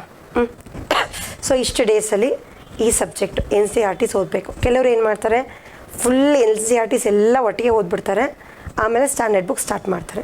ಇನ್ನು ಕೆಲವ್ರು ಏನು ಮಾಡ್ತಾರೆ, ಯಾವ್ದಾದ್ರು 2 ಸಬ್ಜೆಕ್ಟ್ NCERTs ಎತ್ಕೊಳ್ತಾರೆ, ಅದ್ರದ್ದು ಸ್ಟ್ಯಾಂಡರ್ಡ್ ಬುಕ್ಸ್ ನೆಕ್ಸ್ಟ್ ಓದ್ತಾರೆ, ಆಮೇಲೆ 2 NCERT, 2 ಸ್ಟ್ಯಾಂಡರ್ಡ್ ಬುಕ್ಕು, ಹೆಂಗೆ ಕ್ಲಾಸ್ ನಡೀತಿರುತ್ತೋ ಆ ಥರ ಆಯಿತಾ. ಪ್ರತಿಯೊಬ್ಬರದ್ದು ಒಂದೊಂದು ಥರ ಪ್ರಿಪ್ರೇಷನ್ ಇರುತ್ತೆ. ಸೊ ನಾವು UPSC ಟಾಪರ್ಸ್ದು ನಾವು ಕೇಳ್ತೀವಿ ಟಾಕ್ಸ್, ನಾನು ಇಲ್ಲ ಅಂತ ಹೇಳೋದು ಆಯಿತಾ. ಬಟ್ ನಾವು ಅದನ್ನು ರೆಪ್ಲಿಕೇಟ್ ಮಾಡೋಕ್ಕೆ ಸಾಧ್ಯನೇ ಇಲ್ಲ, ಯಾಕಂದರೆ we are not them. Okay, we are we. So ಪ್ರತಿಯೊಬ್ಬ ಇಂಡಿವಿಜುವಲ್ಗೂ ನಮ್ಮದೇ ಆದಂಥ positive as well as negative traits ಇರುತ್ತೆ. ಸೊ ಅದ್ರ ಪ್ರಕಾರ ನಾವು ನಮ್ಮ ಟೈಮ್ ಟೇಬಲ್ ಹಾಕ್ಕೊತೀವಿ ಆಯಿತಾ. ಸೊ ನೀವು ಟೈಮ್ ಟೇಬಲ್ನ ನೀವೇ ಟೈಮ್ ಟೇಬಲ್ ಹಾಕ್ಕೊಂಡ್ರಿ, ನೀವೇ ಓದಿದ್ರಿ, ನೀವು ಟಾರ್ಗೆಟ್ ರೀಚ್ ಮಾಡಿದ್ರೋ ಇಲ್ವೋ, ರೀಚ್ ಮಾಡಲಿಲ್ಲ ಅಂದರೆ ಪರವಾಗಿಲ್ಲ, ಮುಂದಕ್ಕೆ ಪೋಸ್ಟ್ಪೋನ್ ಮಾಡೋಣ ಟೈಮ್ ಟೇಬಲ್ನ ಅನ್ನೋದು ಇರುತ್ತೆ ಆಯಿತಾ. ಸೊ ಇದು ಆಗಬಾರ್ದು ಅಂದರೆ ಯಾವಾಗ ಆಗಲ್ಲ, ಮೆಂಟ್ರಿಂಗ್ ಇದ್ದಾಗ ಆಗಲ್ಲ. ಓಕೆ, ಸೊ ನಿಮಗೆ ರೆಗ್ಯುಲರಾಗಿ ಮೆಂಟ್ರಿಂಗ್ ಸಿಗೋದ್ರಿಂದ ನಿಮಗೆ ಗೊತ್ತಾಗುತ್ತೆ, ನಾನು ಇಷ್ಟು ಟಾರ್ಗೆಟ್ನ ನಾನು ರೀಚ್ ಮಾಡಿದ್ದೀನ, ಇಷ್ಟು ಪ್ರಿಪ್ರೇಷನ್ ಮುಗಿಸಿದ್ದೀನ, NCERTs ಇಷ್ಟು ಓದಿದ್ದೀನ, ಸ್ಟ್ಯಾಂಡರ್ಡ್ ಟೆಕ್ಸ್ಟ್ ಬುಕ್ಸಲ್ಲಿ ಇಷ್ಟು ಯೂನಿಟ್ಸ್ ಕವರ್ ಮಾಡಿದ್ದೀನ ಆಯಿತಾ. ಸೊ ಹಂಗಾಗಿ ಬೀಯಿಂಗ್ ಇನ್ ಟಾರ್ಗೆಟ್ ಅಂದರೆ ನಿಮ್ಮ ಟೈಮ್ ಟೇಬಲ್ನ ನೀವು ಏನು ಸೆಟ್ ಮಾಡ್ಕೊಂಡಿರ್ತೀರ ಅದನ್ನು ಆ ದಿನಕ್ಕೆ, ಆ ದಿನಗಳಿಗೆ, ತಿಂಗಳಿಗೆ ಕರೆಕ್ಟಾಗಿ ಮುಗಿಸ್ಕೊಂಡು ಏನು ಹೋಗ್ತೀರಾ ಅದನ್ನು ರೆಗ್ಯುಲರಾಗಿ ನಾವು ಮೆಂಟ್ರ್ ಮಾಡಿದಾಗ ಅದಿನ್ನೂ ಎಫಿಷಿಯೆಂಟಾಗಿರುತ್ತೆ ಹೌದಾ. ಕೆಲವರು ಎಕ್ಸ್ಟ್ರಾರ್ಡಿನರಿ ಅವ್ರು ಇರ್ತಾರೆ ಆಯಿತಾ. ಸೊ ಅವ್ರಿಗೆ ಮೆಂಟ್ರಿಂಗ್ ಬೇಡ, ಅವ್ರಿಗೆ ಅವರೇ ಸೆಲ್ಫ್ ಮೆಂಟ್ರಿಂಗ್ ಇರುತ್ತೆ ಆಯಿತಾ. ಬಟ್ ನಾನು ಅದನ್ನೇ ಹೇಳ್ತಿರೋದು, it depends on the individual. ಎಲ್ಲರೂ ಆ ರೀತಿ ಇರಲ್ಲ ಅಲ್ವಾ. ಸೊ ಮೆಂಟ್ರಿಂಗ್ ಅನ್ನೋದು ಮುಖ್ಯವಾಗಿ ಬೇಕೇ ಬೇಕಾಗತ್ತೆ. ಸೊ ನೀವು ಎಲ್ಲಿ ನಿಲ್ತೀರಾ ನಿಮ್ಮ ಪ್ರಿಪ್ರೇಷನಲ್ಲಿ ಅನ್ನೋದನ್ನು ನೋಡೋದಕ್ಕೋಸ್ಕರ. Easy access to faculty. ಯಾಕೆ easy access to faculty? Mentoring ಮಾಡೋದು ನಿಮ್ಮ ಫ್ಯಾಕಲ್ಟಿಗಳೇ ಅಲ್ವಾ. ಸೊ ನೀವು ಕ್ಲಾಸ್ ಮುಗಿದ ಮೇಲೆ ನಿಮಗೆ ಸಡನ್ನಾಗಿ ಒಂದು ಡೌಟ್ ಕೇಳೋಕ್ಕಾಗಲ್ಲ, ನೀವು ಮೆಂಟ್ರಿಂಗಿಗೆ ಬಂದಾಗ ಅದನ್ನ ಕೇಳ್ಬೋದು ಆಯಿತಾ. ಸೊ ಅವ್ರ ಕ್ಲಾಸಲ್ಲಿ ಎಲ್ಲರ ಮುಂದೆ ಅವ್ರಿಗೆ ಟೈಮ್ ಇರಲ್ಲ ಕ್ಲಿಯರ್ ಮಾಡೋದಕ್ಕೆ. ಸೊ ಕ್ಲಾಸ್ ಮುಗಿಸ್ಬಿಟ್ಟು ಅವ್ರು ಬೇರೆ ಕಡೆ ಹೋಗಬೇಕಾಗಿರುತ್ತೆ. ಅದೇ ನಿಮ್ಮ ಮೆಂಟ್ರಿಂಗ್ ಅಂತ ನಿಮಗೆ ಟೈಮ್ ಕೊಟ್ಟಾಗ ಸೊ ನಿಮ್ಗೆ ಏನೇ ಡೌಟ್ಸ್ ಇದ್ರೂ ನಾವು ಕ್ಲಿಯರ್ ಮಾಡೇ ಮಾಡ್ತೀವಿ. ಸೊ ನಿಮಗೆ ಫ್ಯಾಕಲ್ಟಿಗೆ ಈಸಿ ಆಕ್ಸಸ್ ಸಿಗುತ್ತೆ. Okay, next will get to know what, why and how to read. So ಯಾವ ಬುಕ್ಸ್ ಓದಬೇಕು, ಇದೇ ಬುಕ್ಸ್ನ ಯಾಕೆ ಓದಬೇಕು, ಈ ಬುಕ್ಸಲ್ಲೇ ಈಗ ಪೇಜ್ 1 ಲಾಸ್ಟ್ ಪೇಜ್ವರೆಗೂ ಓದ್ತೀರಪ್ಪ, ಯಾವುದೇ ಬುಕ್ ಆಗಲಿ ಹೇಳಿ, ಈಗ ನಮ್ಮ ಡಿಗ್ರಿನಲ್ಲೇ ಆಗಿರಲಿ ಆಯಿತಾ. ಸೊ ಫಸ್ಟ್ ವರ್ಡಿಂದ ಲಾಸ್ಟ್ವರೆಗೂ ನಾವು ಓದಿದ್ದೀವ? ಇಲ್ಲ ಅಲ್ವಾ. ಸೊ ಏನೇನು ಓದಬೇಕು, ಯಾಕೆ ಓದಬೇಕು, ಯಾವ ಬುಕ್ಕಲ್ಲಿ ಓದಬೇಕು, ಸೊ ಅದು ಗೊತ್ತಾಗೋದು ನಿಮಗೆ ಮೆಂಟ್ರಿಂಗಲ್ಲಿ ಆಯಿತಾ. ಸೊ ಕ್ಲಾಸ್ ಸ್ಟಾರ್ಟ್ ಆದಾಗ ಪ್ರತಿ ಸಬ್ಜೆಕ್ಟಲ್ಲೂ ನಾವು ಲೆಕ್ಚರರ್ಸ್ ಹೇಳಿರ್ತೀವಿ ಆಯಿತಾ. ಸೊ ಈ ಬುಕ್ಸ್ನ ರೆಫರ್ ಮಾಡಿ ಅಂತ ಆಯಿತಾ. ಆ ಬುಕ್ಸಲ್ಲೂ ನಮ್ಗೆ ಡೌಟ್ಸ್ ಇರುತ್ತೆ. ಈ ಬುಕ್ನ ರೆಫರ್ ಮಾಡಿ ಅಂದ ತಕ್ಷಣ ಫುಲ್ ಬುಕ್ ಓದೋಕ್ಕಾಗಲ್ಲ ಅಲ್ವಾ. ಸೊ ಅದು ನಿಮಗೆ ಏನು ಓದಬೇಕು, ಏನು ಓದಬಾರ್ದು ಅನ್ನೋದು ನಿಮಗೆ ಮೆಂಟ್ರಿಂಗಲ್ಲಿ ಗೊತ್ತಾಗುತ್ತೆ. ಕ್ಲಾರಿಟಿ ಆಫ್ ಕಾನ್ಸೆಪ್ಟ್ಸ್ ಆಯಿತಾ. ಸೊ ಕ್ಲಾರಿಟಿ ಆಫ್ ಕಾನ್ಸೆಪ್ಟ್ಸ್ ಹೆಂಗೆ ಅಂದರೆ, ಇವಾಗ ಫಾರ್ ಎಕ್ಸಾಂಪಲ್ ಯಾವುದಾದ್ರೂ ಒಂದು ಟಾಪಿಕ್ಕು ಕ್ಲಾಸಲ್ಲಿ ನಾವು ಮಾಡಿರ್ತೀವಿ ಆಯಿತಾ. ಈಗ ನಿಮ್ಗೆ ಅಕಸ್ಮಾತ್ ನಿಮಗೆ ಮೆಂಟ್ರಿಂಗಲ್ಲಿ ಬಂದಾಗ ನಿಮ್ಗೆ ಅದರಲ್ಲೇ ತುಂಬ ಡೌಟ್ಸ್ ಇರುತ್ತೆ ಅಂದ್ಕೊಳ್ಳಿ ಆಯಿತಾ. ಸೊ ನಾವು ಇನ್ನೂ ಡೆಪ್ತಲ್ಲಿ ನಿಮ್ಗೆ ಅದನ್ನ ಕ್ಲಿಯರ್ ಮಾಡಿದಾಗ ನಿಮಗೆ ಕಾನ್ಸೆಪ್ಟು ಇನ್ನೂ ತುಂಬ ಚೆನ್ನಾಗಿ ಅರ್ಥ ಆಗುತ್ತೆ ಆಯಿತಾ. ಸಿ, ಒಂದು ಟ್ರೆಂಡ್ ಇತ್ತು ಈಗ ಒಂದು 5 to 6 years ಬ್ಯಾಕ್ ಇತ್ತೇನೋ, ಎಲ್ಲ ಫ್ಯಾಕ್ಟ್ಸ್ ರಿಲೇಟೆಡ್ ಆಯಿತಾ. Which is highest, which is first, which is last, longest, tallest ಆಯಿತಾ. ಇವೆಲ್ಲ ಹೊರಟೋಯ್ತು. ಓಕೆ, ಗ್ರೂಪ್ ಸಿನಲ್ಲೂ ಈ ಟ್ರೆಂಡ್ ಹೊರಟೋಗಿದೆ ಇವಾಗ. ನಾಟ್ ಈವನ್ IAS KAS ಬಿಡಿ, ಕೀಪಿಂಗ್ ಅಪಾರ್ಟ್, ಗ್ರೂಪ್ ಸಿನಲ್ಲೂ they have standardise the paper ಆಯಿತಾ. ಸೊ ನಿಮಗೆ ಇಂಥ ಪೇಪರ್ನ ನೀವು ಅನಾಲಿಟಿಕಲ್ ಪೇಪರ್ನ, that is called analytical thinking ಆಯಿತಾ. ನಿಮಗೆ ಅನಾಲಿಟಿಕ್ ಆಗಿ ನೀವು ಅನಲೈಸ್ ಮಾಡಬೇಕು. ಯಾವುದೇ ಒಂದು ಟಾಪಿಕ್ ಆಗಿರ್ಬೋದು, ನಾನು ಅದನ್ನ ಅನಲೈಸ್ ಮಾಡಿ ನಾನು ಆನ್ಸರ್ ಮಾಡ್ತೀನಿ ಅಂದಾಗ ನಿಮ್ಗೆ ಏನು ಬೇಕು ಅನಾಲಿಸಿಸ್ಸಿಗೆ, ನಿಮಗೆ ಕಾನ್ಸೆಪ್ಷುಯಲ್ ಕ್ಲಾರಿಟಿ ಇರಬೇಕು. ಓಕೆನಾ. ಆ ಕಾನ್ಸೆಪ್ಷುಯಲ್ ಕ್ಲಾರಿಟಿ ನಮಗೆ ಬುಕ್ಸ್ ಓದಿದ್ರೆ ಖಂಡಿತ ಬರುತ್ತೆ, ನಾನು ಇಲ್ಲ ಅಂತ ಹೇಳಲ್ಲ ಆಯಿತಾ. ಬಟ್ ನೀವು ನಿಮ್ಮ ಮೆಂಟರ್ ಹತ್ರ ಅಥವಾ ಫ್ಯಾಕಲ್ಟಿ ಹತ್ರ ಮಾತಾಡಿದಾಗ ನಿಮಗೆ ಗೊತ್ತಿಲ್ಲದಲ್ಲೇ ಇರೋದು ಅವರಿಂದ ಇನ್ಪುಟ್ ಸಿಗುತ್ತೆ ನಿಮಗೆ. ಆವಾಗ ನಿಮ್ಗೆ ಇನ್ನೂ ಡೆಪ್ತಾಗಿ ಕಾನ್ಸೆಪ್ಟ್ ಅರ್ಥ ಆಗುತ್ತೆ. That is conceptual clarity. So ಇವಾಗ ಬರ್ತಿರೋವಂಥ ಅನಾಲಿಟಿಕಲ್ ಪೇಪರ್ಸ್ಗೆ ನಿಮಗೆ ಕಾನ್ಸೆಪ್ಷುಯಲ್ ಕ್ಲಾರಿಟಿ ಇರಲೇಬೇಕು. ಬರೀ ಸ್ಟ್ಯಾಟಿಸ್ಟಿಕ್ಸು ಫ್ಯಾಕ್ಟ್ಸ್ ತಿಳ್ಕೊಂಡು ಖಂಡಿತ ಪಾಸ್ ಮಾಡೋಕ್ಕಾಗಲ್ಲ. Okay, broadens the thought process. ಹೇಗೆ ಬ್ರಾಡನ್ ಆಗುತ್ತೆ, ನೀವು ಒಂದೇ ಡೈರೆಕ್ಷನಲ್ಲಿ ಯೋಚನೆ ಮಾಡ್ತಿರ್ತೀರ, ಓದಬೇಕಾದ್ರೂ ಅಷ್ಟೇ ಒಂದೇ ಡೈರೆಕ್ಷನಲ್ಲಿ ಯೋಚನೆ ಮಾಡ್ತಿರ್ತೀರ. ನೀವು ಟೆಸ್ಟ್ ಸೀರೀಸ್ ಬರೀತೀರ, ಟೆಸ್ಟ್ ಸೀರೀಸ್ ಬರೆದು 1-on-1 ಮೆಂಟ್ರಿಂಗಿಗೆ ಬರ್ತೀರ ಆಯಿತಾ. ಟೆಸ್ಟ್ ಸೀರೀಸಲ್ಲಿ ಏನು ಕೇಳಿರ್ತಾರೆ, ಅನಲೈಸ್, ಇವ್ಯಾಲ್ಯೂಯೇಟ್, ಡಿಸ್ಕಸ್, ಎಕ್ಸ್ಪ್ಲೈನ್ ಅನ್ನೋ ಕ್ವೆಶನ್ಸ್ ಎಲ್ಲ ಕೇಳಿರ್ತಾರೆ. ಅಂದರೆ ಅರ್ಥ ಏನು, ನೀವು ಬರೀ ಪಾಸಿಟಿವ್ನೇ ಓದಿರ್ತೀರ ಒಂದು ಟಾಪಿಕ್ ಬಗ್ಗೆ ಆಯಿತಾ. ಅದಕ್ಕೆ ಅದ್ರದ್ದು ನೆಗೆಟಿವ್ ಸೈಡು ಇರುತ್ತೆ. That is analyse. ಸೊ ಒಂದು ಟಾಪಿಕ್ ಬಗ್ಗೆ ಫಾರ್ ಎಕ್ಸಾಂಪಲ್ ಯಾವುದೇ ಸ್ಕೀಮ್, ನಿಮಗೆ ಯಾವುದೇ ಸ್ಕೀಮ್ ಇಂಟ್ರೊಡ್ಯೂಸ್ ಮಾಡಲಿ ಆಯಿತಾ, ಗೌರ್ಮೆಂಟ್ ಆಫ್ ಇಂಡಿಯಾ ಆಗಿರ್ಬೋದು, ಗೌರ್ಮೆಂಟ್ ಆಫ್ ಕರ್ನಾಟಕ ಆಗಿರ್ಬೋದು, ಯಾವುದೇ ಸ್ಕೀಮ್ ಇಂಟ್ರೊಡ್ಯೂಸ್ ಮಾಡಿದ್ರು ಅದು ಎಷ್ಟೇ ಒಳಿತು ಮಾಡಿದ್ರೂ ಜನಕ್ಕೆ ಅದಕ್ಕೆ ಅದರದ್ದೇ ಆದಂಥ ನೆಗೆಟಿವ್ ಫೇಸಸ್ ಇರುತ್ತೆ ಆಯಿತಾ. ನಿಮಗೆ ಆನ್ಸರ್ ಕೇಳಿದಾಗ ನಾವು ಬರೀ ಪಾಸಿಟಿವ್ಸ್ನೇ ನಾವು ಬರಿತೀವಿ ಆಯಿತಾ. ಬಟ್ ನಿಮಗೆ ಕಾನ್ಸೆಪ್ಷುಯಲ್ ಕ್ಲಾರಿಟಿ ಯಾವಾಗ ಸಿಗುತ್ತೆ ಅಂದರೆ ಥಾಟ್ ಪ್ರೋಸೆಸ್ ಅಂದರೆ ನಾವು ಹೇಗೆ ಚಿಂತನೆ ಮಾಡ್ತೀವಿ ಅದು ಆಯಿತಾ. ಯಾವಾಗ ಜಾಸ್ತಿ ಆಗುತ್ತೆ ಅಂದರೆ ನೀವು ಅದರದ್ದು ನೆಗೆಟಿವ್ ಸೈಡ್ನು ನೋಡಬೇಕು ಆಯಿತಾ. ಯಾವುದೇ ಸ್ಕೀಮ್ ಆಗಿರ್ಬೋದು, ಯಾವುದೇ ಟಾಪಿಕ್ ಆಗಿರ್ಬೋದು ಆಯಿತಾ. ಪಾಸಿಟಿವ್ ಸೈಡ್ನ ಮಾತ್ರ ನೋಡಬಾರ್ದು, ನೆಗೆಟಿವ್ ಸೈಡ್ನು ಕೂಡ ನೋಡಬೇಕು. That is broadening your thought process ಆಯಿತಾ. ನಿಮ್ಮ ಚಿಂತನಾ ಪ್ರಕ್ರಿಯೆ ಏನಿದೆ, ಪ್ರಕ್ರಿಯೆ ಏನಿದೆ ಅದು ಜಾಸ್ತಿ ಆಗುತ್ತೆ. ಓಕೆ, ಜಾಸ್ತಿ ನೀವು ಮಾಡ್ಕೋಬೇಕು. ಬರೀ ಮೆಂಟ್ರಿಂಗಿಗೆ ಬಂದಾಗ ಮಾತ್ರ ಜಾಸ್ತಿ ಆಗುತ್ತೆ ಅಲ್ಲ, ಅದನ್ನು ನೀವು ಮಾಡ್ಕೊಬೇಕು. ಹೆಂಗೆ ಮಾಡ್ಕೊತೀರಾ, ನ್ಯೂಸ್ ಪೇಪರ್ ಓದಿ, ಯಾವುದೇ ಒಂದು ಟಾಪಿಕ್ ಬಗ್ಗೆ ಪ್ರಾಸ್ ಆ್ಯಂಡ್ ಕೋನ್ಸ್. ಪ್ರಾಸ್ ಅಂದ್ರೇನು, ಅಡ್ವಾಂಟೇಜಸ್, ಕಾನ್ಸ್ ಅಂದರೆ ಡಿಸಡ್ವಾಂಟೇಜಸ್ ಆಯಿತಾ. ಸೊ ಏನು ಒಳ್ಳೆಯದಾಗತ್ತೆ, ಹೆಂಗೆ ಕೆಟ್ಟದಾಗತ್ತೆ, ಸೊ ಅದು ನಿಮಗೆ ಗೊತ್ತಿರಬೇಕು. Time management for overall preparation. ಇದು ಓವರಾಲ್ ಪ್ರಿಪ್ರೇಷನ್ನು ನಾನು ಹೇಳ್ತಿರೋದು ಬರೀ ಟೆಸ್ಟ್ ಬರೆಯೋಕ್ಕಲ್ಲ ಆಯಿತಾ. ಇವಾಗ ಎಷ್ಟೊಂದು ಜನ ಫೈನಲ್ ಇಯರ್ ಸ್ಟೂಡೆಂಟ್ಸ್ ಇರ್ತಾರೆ, ಇನ್ನು ಕೆಲವರು ವರ್ಕಿಂಗ್ ಪ್ರೊಫೆಷನಲ್ಸ್ ಇರ್ತಾರೆ, ಇನ್ನು ಕೆಲವರು ಮ್ಯಾರಿಡ್ ಇರ್ತಾರೆ ಆಯಿತಾ. ಸೊ ಅವ್ರಿಗೆ ಎಲ್ಲರಿಗೂ ಕೂತ್ಕೊಂಡು ಓದ್ತಿರೋರಿಗೆ ದಿನಕ್ಕೆ 15 ಗಂಟೆ ಸಿಗುತ್ತೆ ಓದೋಕ್ಕೆ ಆಯಿತಾ. ಈಗ ನಾನು ಹೇಳ್ದವ್ರಿಗೆ ಅಷ್ಟೇ ಸಿಗುತ್ತಾ? ಸೊ ಒಬ್ಬೊಬ್ಬರಿಗೆ ಒಂದೊಂದು ಟೈಮ್ ಇರುತ್ತೆ. ಇಲ್ಲ ನಮಗೆ ನಮ್ಮ ಮನೆಗಳಲ್ಲಿ ಕೆಲಸ ಇರ್ಬೋದು, ನಮಗೆ ಫ್ಯಾಮಿಲಿ ಪ್ರೆಷರ್ಸ್ ಇರ್ಬೋದು, ನಮ್ಮ ಫ್ಯಾಮಿಲಿ ಕಡೆ ನಮಗೆ ರೆಸ್ಪಾನ್ಸಿಬಿಲಿಟೀಸ್ ಇರ್ಬೋದು, ಇಲ್ಲ ಪಾರ್ಟ್ ಟೈಮ್ ಜಾಬ್ ಮಾಡ್ತಿರ್ಬೋದು, ಫುಲ್ ಟೈಮ್ ಜಾಬ್ ಮಾಡ್ತಿರ್ಬೋದು. ಸೊ ಪ್ರತಿಯೊಬ್ಬರದ್ದು ಸ್ಟ್ರಾಟಜಿ ಬೇರೆ ಇರುತ್ತೆ, ಅವರ ಥಿಂಕಿಂಗ್ ಬೇರೆ ಇರುತ್ತೆ, ಮೆಮೊರಿ ಪಾರ್ ಬೇರೆ ಇರುತ್ತೆ, ಗ್ರಾಸ್ಪಿಂಗ್ ಪಾರ್ ಬೇರೆ ಇರುತ್ತೆ. ಈ ಕೆಲವರು ಟಾಪರ್ ಸ್ಟಾಕ್ ಹೇಳಿದಾಗ ಹೇಳ್ತಾರೆ, ಕೆಲವರು ನಾವು 18 hours ಓದ್ತಿದ್ವಿ ಅಂತಾರೆ, ಆಯಿತಾ. ಅವರು ಓದ್ತಿದ್ರೋ ಬಿಡ್ತಿದ್ರೋ ಓಕೆ, ನನಗೆ ಅದು ಬೇಡ, ಅವ್ರಿಗೆ ಅಷ್ಟು ಟೈಮ್ ಇತ್ತು ಅದರ ಅರ್ಥ, ಓಕೆ 18 hours ಇತ್ತು. ಇನ್ನು ಕೆಲವರು ಹೇಳ್ತಾರೆ, ನಾನು ವರ್ಕ್ ಮಾಡ್ತಿದ್ದೆ, ನಾನು ಡೈಲಿ 4 to 5 hours ಓದ್ತಿದ್ದೆ, ಆಯಿತಾ. So it depends, it differs, ಆಯಿತಾ. ಸೊ ಒಬ್ಬೊಬ್ಬರಿಗೆ ಒಂದೊಂದು ರೀತಿ ಟೈಮ್ ಇರುತ್ತೆ. ಸೊ ಅದನ್ನು ಹೇಗೆ ಮ್ಯಾನೇಜ್ ಮಾಡೋದು, ಸೊ ಅದು ನಿಮಗೆ ಗೊತ್ತಾಗೋದು ನಿಮ್ಮ ಮೆಂಟ್ರಿಂಗಿಗೆ ಬಂದಾಗ ನಿಮಗೆ ಗೈಡ್ ಮಾಡ್ತಾರೆ ನಿಮ್ಮ ಫ್ಯಾಕಲ್ಟಿ. ಸೊ ನಿಮ್ಮ ಇಂಡಿವಿಜುವಲ್, ಯಾಕಂದರೆ ಇದು 1-on-1 ಮೆಂಟ್ರಿಂಗ್ ಅಲ್ವಾ.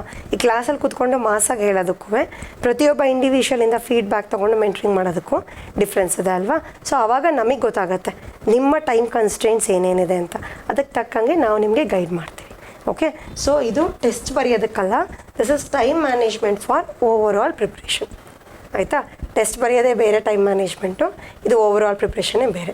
ಸೊ ಅದನ್ನು ಗೈಡ್ ಮಾಡ್ತೀವಿ ಮೆಂಟ್ರಿಂಗಲ್ಲಿ, overall preparation time management guide ಮಾಡ್ತೀವಿ. ಅದೇ ಮೆಂಟ್ರಿಂಗು ಟೆಸ್ಟ್ ಸೀರೀಸು. ಸೊ ನಮ್ಮದು ಡಿಫ್ರೆಂಟ್ ಟೆಸ್ಟ್ ಸೀರೀಸ್ ಇದೆ, IASಗೆ ಬೇರೆ ಇದೆ, KSಗೆ ಬೇರೆ ಇದೆ. ಸೊ ಅದು ಯೂನಿಟ್ ವೈಸು ಇದೆ, ಸೆಕ್ಷನ್ ವೈಸು ಇದೆ, ಆಯಿತಾ. ಸೊ ನೀವು ಅದನ್ನ ಸರ್ನ ಕೇಳ್ಕೊಳ್ಳಿ, ಇಲ್ಲ ಮುಂದೆ ಡೆಸ್ಕ್ ಫ್ರಂಟ್ ಆಫೀಸ್ನಲ್ಲಿ ವಿಚಾರಿಸ್ಕೊಳ್ಳಿ, ಓಕೆ. ಆನ್ಲೈನ್ ಸ್ಟೂಡೆಂಟ್ಸು ಅಷ್ಟೇ ಫ್ರಂಟ್ ಆಫೀಸಿಗೆ ಫೋನ್ ಮಾಡಿಬಿಟ್ಟು ವಿಚಾರಿಸ್ಕೊಳ್ಳಿ. It's not like test series fixed ಅಂತ ಇಲ್ಲ. ಸೊ ಇದು ನಿಮ್ಮ ಟೈಮ್ ಮ್ಯಾನೇಜ್ಮೆಂಟಿಗೆ ತಕ್ಕಂಗೆ ನೀವು ಟೆಸ್ಟ್ ಸೀರೀಸ್ನ ತೊಗೊಳ್ಬೋದು, ಆಯಿತಾ. ಪ್ರತಿಯೊಂದು ಸೆಕ್ಷನಲ್ಲೂ ಯೂನಿಟ್ ವೈಸ್ ಟೆಸ್ಟ್ ಸೀರೀಸು ಇದೆ, ಸೆಕ್ಷನ್ ವೈಸ್ ಟೆಸ್ಟ್ ಸೀರೀಸು ಇದೆ. ಸೊ ನೀವು ಹೆಂಗೆ ಟೈಮ್ ಮ್ಯಾನೇಜ್ ಮಾಡ್ತೀರಾ, ಅದಕ್ಕೆ ನಿಮ್ಗೆ ಯಾವ್ದು ಸೂಟೇಬಲ್ ಆಗುತ್ತೆ ಆ ಥರ ಟೆಸ್ಟ್ ಸೀರೀಸ್ನ ನೀವು ತೊಗೊಳ್ಳಿ, okay. Subject wise class room test with discussion, ಇದು ಯೂನಿಟ್ ಟೆಸ್ಟ್ ನಾನು ಹೇಳಿದ್ನಲ್ಲ, ಪ್ರತಿ ವಾರ ಆ ವಾರ ಏನಾಗಿರುತ್ತೆ ಅದರ ಟೆಸ್ಟು ಸಂಡೇ ಕೊಡ್ತಾರೆ, ಆಯಿತಾ. So Sunday usually objective type test ಇರುತ್ತೆ. ಕೆಲವು ಸರಿ ನಾವೇನು ಮಾಡ್ತೀವಿ, ಮೇನ್ಸ್ ಕ್ವೆಶನ್ಸು ಕೊಡ್ತೀವಿ, ಆಯಿತಾ. ಅದನ್ನು ಎಲ್ಲರೂ ಬರೆಯಲ್ಲ, ಎಲ್ಲರೂ ಲಾಸ್ಟಿಗೆ ಇಟ್ಕೊಂಡಿರ್ತಾರೆ. ಇನ್ನು ಪ್ರಿಲಿಮ್ಸ್ ಕಾಲ್ ಮಾಡ್ತಾರೆ, ಪ್ರಿಲಿಮ್ಸ್ ಪಾಸ್ ಆದಮೇಲೆ ಮೇನ್ಸಿಗೆ ಇನ್ನು 3 ತಿಂಗಳಿದೆ ಅನ್ಬೇಕಾದ್ರೆ ನಾನು ಎಲ್ಲ ಕ್ವೆಶನ್ಸು ಒಟ್ಟಿಗೆ ಬರೆದು ಬಿಡ್ತೀನಿ ಅಂತ ಇಟ್ಕೊಂಡಿರ್ತಾರೆ. ಸೊ ಇಟ್ಕೊಳ್ಳೋರು ಇಟ್ಕೊಳ್ಳಿ. ಸೊ ನೀವು ನಿಮ್ಮ ಪ್ರಿಪ್ರೇಷನ್ ಕರೆಕ್ಟಾಗಿ ಸ್ಟ್ರೀಮ್ ಲೈನ್ ಆಗಿದೆ ಅಂದರೆ ಪ್ರತಿ ವಾರನೂ ಅಟೆಂಡ್ ಮಾಡಬೇಕು ರೆಗ್ಯುಲರ್, ಓಕೆ. ಸೊ ಅದು ನಮಗೆ ಹೆಲ್ಪ್ ಮಾಡಲ್ಲ, ನಿಮಗೆ ಹೆಲ್ಪ್ ಮಾಡುತ್ತೆ, okay. Next test based on examination pattern conducted in simulated environment ಅಂದರೆ ಏನು? ಸಿಮ್ಯುಲೇಟೆಡ್ ಎನ್ವಿರಾನ್ಮೆಂಟ್ ಅಂದರೆ ಎಕ್ಸಾಮ್ ಎನ್ವಿರಾನ್ಮೆಂಟ್ ಏನಿರುತ್ತೆ ನಿಮ್ಗೆ ಇಲ್ಲಿ ಬಂದಾಗಲೂ ಹಂಗೆ ಇರುತ್ತೆ, ಆಯಿತಾ. ಸೊ ಕ್ಲಾಸ್ ರೂಮಲ್ಲಿ ಮಾಡ್ತಾಯಿದ್ದೀವಿ, ಯಾವಾಗ ಬೇಕಾದ್ರೂ ಬನ್ನಿ, ಯಾವಾಗ ಬೇಕಾದ್ರೂ ಹೋಗಿ, ಆ ಥರ ಇರಲ್ಲ, ಓಕೆ. ಸೊ ಇಷ್ಟು ಟೈಮ್ ಅಂದರೆ ಇಷ್ಟು ಟೈಮೇ. So 3 hours. So unit wise test ತೊಗೊಂಡಾಗ ನಿಮಗೆ 1/2 hour to 1 hour ವೇರಿ ಆಗುತ್ತೆ ಟೆಸ್ಟ್ಸ್. ಯಾಕಂದರೆ ಒಂದೊಂದು ಯೂನಿಟಲ್ಲಿ ತುಂಬ ಇಂಪಾರ್ಟೆಂಟ್ ಕ್ವೆಶನ್ಸ್ ಇರುತ್ತೆ, ಕೆಲವು ಯೂನಿಟ್ಸಲ್ಲಿ ಕಮ್ಮಿ ಇಂಪಾರ್ಟೆಂಟ್ ಕ್ವೆಶನ್ಸ್ ಇರುತ್ತೆ. ಸೊ ಜಾಸ್ತಿ ಕ್ವೆಶನ್ಸ್ ಕೊಡೋವಂಥ ಯೂನಿಟಲ್ಲಿ ನಿಮಗೆ ಟೆಸ್ಟು 1 hour ಇರುತ್ತೆ, ಆಯಿತಾ. ಫುಲ್ ಲೆಂತ್ ಪೇಪರು ನಿಮಗೆ 3 hours ಟೆಸ್ಟ್ ಇರುತ್ತೆ, ಓಕೆನಾ. ಸೊ ಸಿಮ್ಯುಲೇಟೆಡ್ ಎನ್ವಿರಾನ್ಮೆಂಟ್ ಅಂದರೆ ನಿಮಗೆ ಎಕ್ಸಾಮ್ ಹಾಲಲ್ಲಿ ಹೆಂಗಿರುತ್ತೋ ಅದೇ ರೀತಿ ಇಲ್ಲೂ ಎನ್ವಿರಾನ್ಮೆಂಟ್ ಇರುತ್ತೆ. ಸೊ ನೀವು ಎಲ್ಲ ಕಡೆ ಕೂತ್ಕೊಂಡು ಟೆಸ್ಟ್ ಬರೆಯೋಕ್ಕಾಗಲ್ಲ, ಅಲ್ಲಿ ಇನ್ನೊಂದು ಕ್ಲಾಸ್ ರೂಮ್ ಇದೆಯಲ್ಲ ಅಲ್ಲೇ ಹೋಗ್ಬಿಟ್ಟು ಬರೀಬೇಕು, ಓಕೆನಾ. ಈಗ ಅಕಸ್ಮಾತ್ ಆನ್ಲೈನಲ್ಲೇ ಟೆಸ್ಟ್ ಸೀರೀಸ್ ತೊಗೊಳ್ತೀನಿ ಅಂದರೆ ಫೈನ್. ಸಿಮ್ಯುಲೇಟೆಡ್ ಎನ್ವಿರಾನ್ಮೆಂಟ್ನ ನೀವೇ ನಿಮಗೆ ಕ್ರಿಯೇಟ್ ಮಾಡ್ಕೊಳ್ಬೇಕು. ಸೊ ನೀವು ಎಷ್ಟು ಮಟ್ಟಿಗೆ ಎಕ್ಸಾಮಿಗೆ ಸೀರಿಯಸ್ ಆಗಿರ್ತೀರಾ ಅಷ್ಟು ಮಟ್ಟಿಗೆ ನೀವು ನಿಮ್ಮ ಸಿಮ್ಯುಲೇಟೆಡ್ ಎನ್ವಿರಾನ್ಮೆಂಟ್ನ ಕ್ರಿಯೇಟ್ ಮಾಡ್ಕೊತೀರಾ. ಸೊ ಏನು ಮಾಡಿ, ಅದರ ಲೈಬ್ರರಿಗೆ ಹೋಗಿ, ಇಲ್ಲ ನಿಮ್ಮ ಮನೆಯಲ್ಲೇ ಒಂದು ರೂಮಲ್ಲಿ ಕೂತ್ಕೊಂಡು ನೀವೇ ವಾಚ್ ಇಟ್ಕೊಂಡ್ಬಿಟ್ಟು ಅಷ್ಟು ಟೈಮಿಗೆ ನಾನು ಮುಗಿಸ್ತೀನಿ. ಸೊ ನಿಮಗೆ ಗೊತ್ತಾಗುತ್ತೆ ಅಲ್ವಾ. ಸೊ ಸೆಲ್ಫ್ ರಿಯಲೈಸೇಷನ್ ನಿಮಗೆ ಅರ್ಥ ಆಗುತ್ತೆ, ನಾನು ಜಾಸ್ತಿ ಟೈಮ್ ತೊಗೊಂಡು ಕಮ್ಮಿ ಟೈಮ್ ತೊಗೊಂಡು ಅಂತ. ಸೊ ನಿಮ್ಮ ಎನ್ವಿರಾನ್ಮೆಂಟ್ನ ನೀವೇ ಸಿಮ್ಯುಲೇಟ್ ಮಾಡಿಕೊಂಡು ಟೆಸ್ಟ್ ಬರೆದು ಅಪ್ಲೋಡ್ ಮಾಡ್ಬೋದು. ಆನ್ಲೈನ್ ಅವರು ತೊಗೊಂಡ್ರೆ, ಆಫ್ಲೈನ್ ಅವ್ರಿಗೆ ಕ್ಲಾಸಲ್ಲಿ ಟೆಸ್ಟ್ ಬರೀಬೋದು. ಸೊ ಅವ್ರಿಗೇನು ಪ್ರಾಬ್ಲಮ್ ಇರಲ್ಲ, okay. Feedback to students for improvement, ಇದು 1-on-1 ಮೆಂಟ್ರಿಂಗಲ್ಲಿ ಆಗುತ್ತೆ. ಸೊ ಪ್ರತಿ ಫುಲ್ ಎಲ್ಲ ಪೇಪರ್ನೂ ನಾವು ಕರೆಕ್ಟಾಗಿ ಫೀಡ್ಬ್ಯಾಕ್ ಹೇಳ್ತೀವಿ. ಸೊ ಇಂಟ್ರೊಡಕ್ಷನ್ ಏನು ತಪ್ಪಾಗಿದೆ, ಬಾಡಿನಲ್ಲಿ ಏನು ಇನ್ಕ್ಲೂಡ್ ಮಾಡ್ಬೋದಿತ್ತು, ಕನ್ಕ್ಲೂಷನ್ ಯಾವ ರೀತಿ ಬರ್ಬೋದಿತ್ತು ಅಂತ. ಸೊ ಇದು 1-on-1 ಮೆಂಟ್ರಿಂಗಲ್ಲಿ ಆಗುತ್ತೆ. Academic coach facility, personal attention to each student through dedicated 1-on-1 resolution of doubts. So all these they come under mentoring.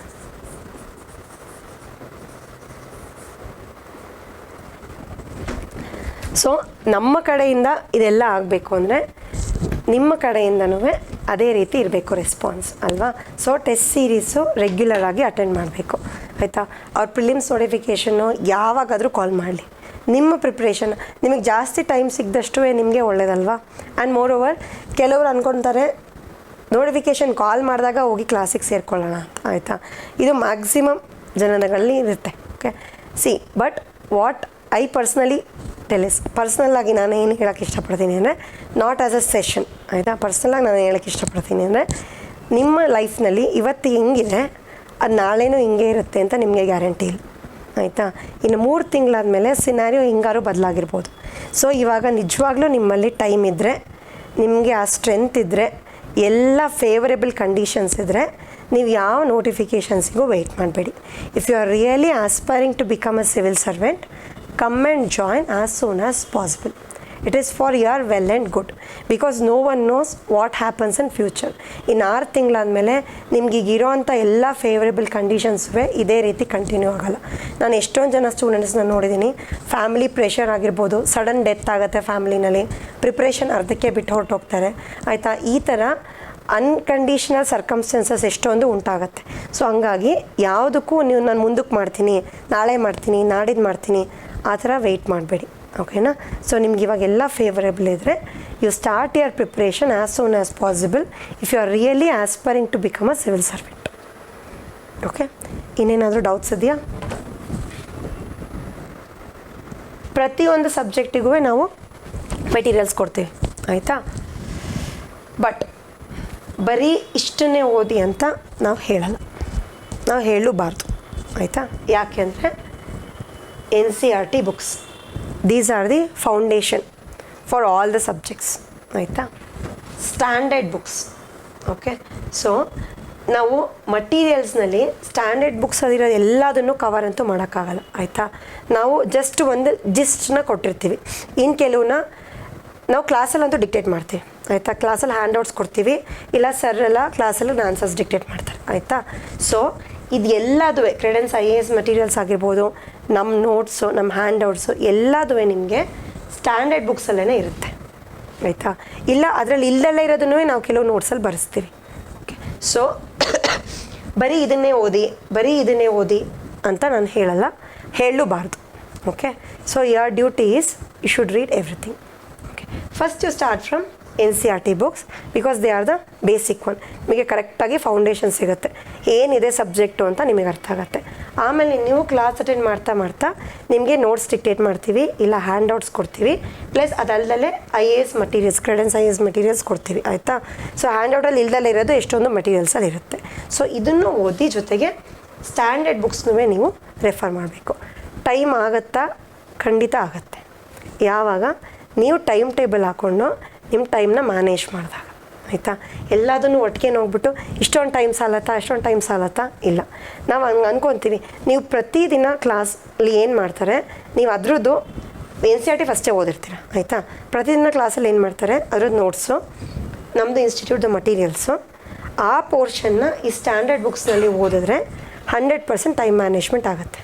ಅದನ್ನು ಬಿಟ್ಟು ಫುಲ್ಲು ಸಬ್ಜೆಕ್ಟ್ ಮುಗಿದ್ಬಿಡಲಿ, ನಾನು ಆಮೇಲೆ ಕೂತ್ಕೊಂಡು ಎಲ್ಲದನ್ನೂ ಒಟ್ಟಿಗೆ ಓದ್ತೀನಿ ಅಂದರೆ ಟೈಮ್ ಮ್ಯಾನೇಜ್ಮೆಂಟ್ ಆಗಲ್ಲ, ಆಯಿತಾ.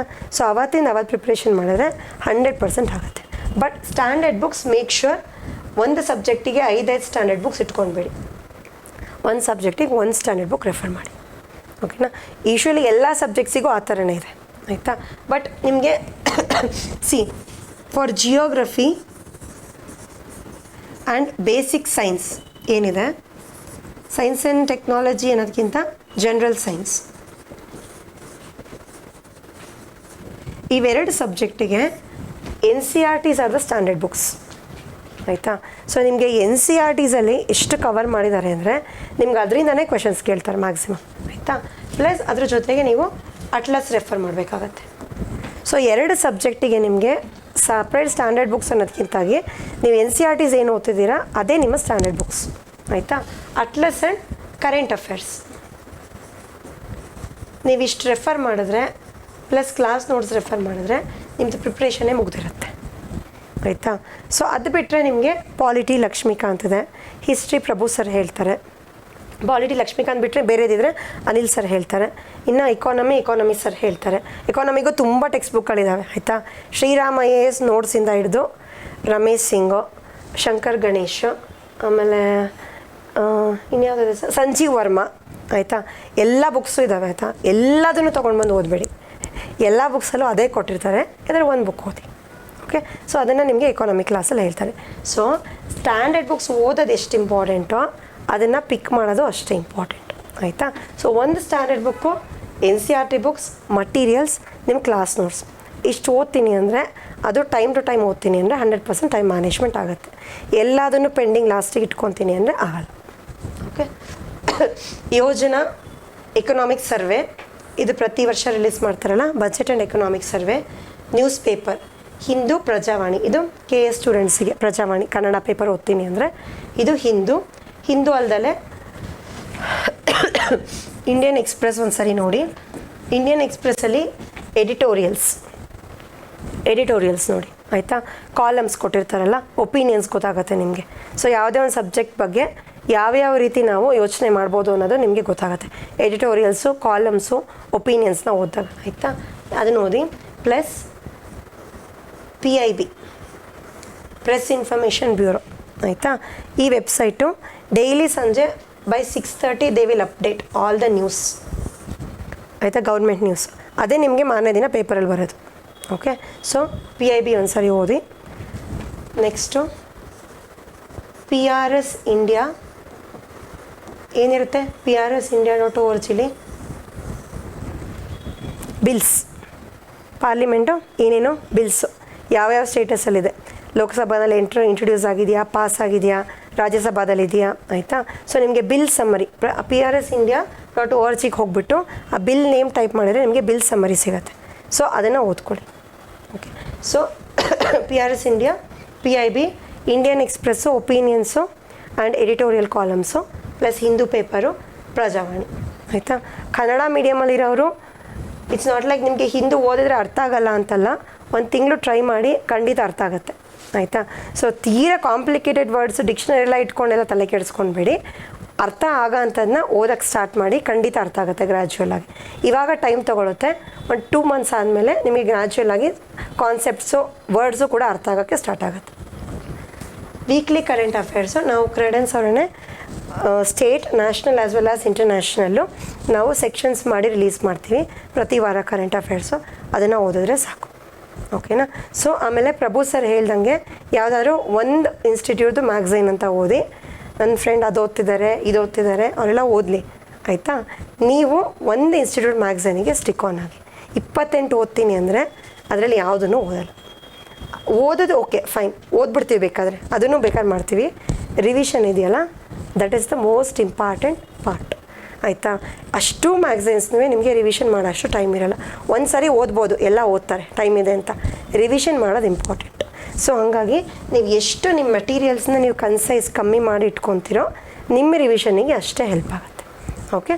ಸೊ ಬೇಸಿಕ್ NCERT ಬುಕ್ಸ್, ನಮ್ಮದು materials includes also or handouts as well as handwritten notes.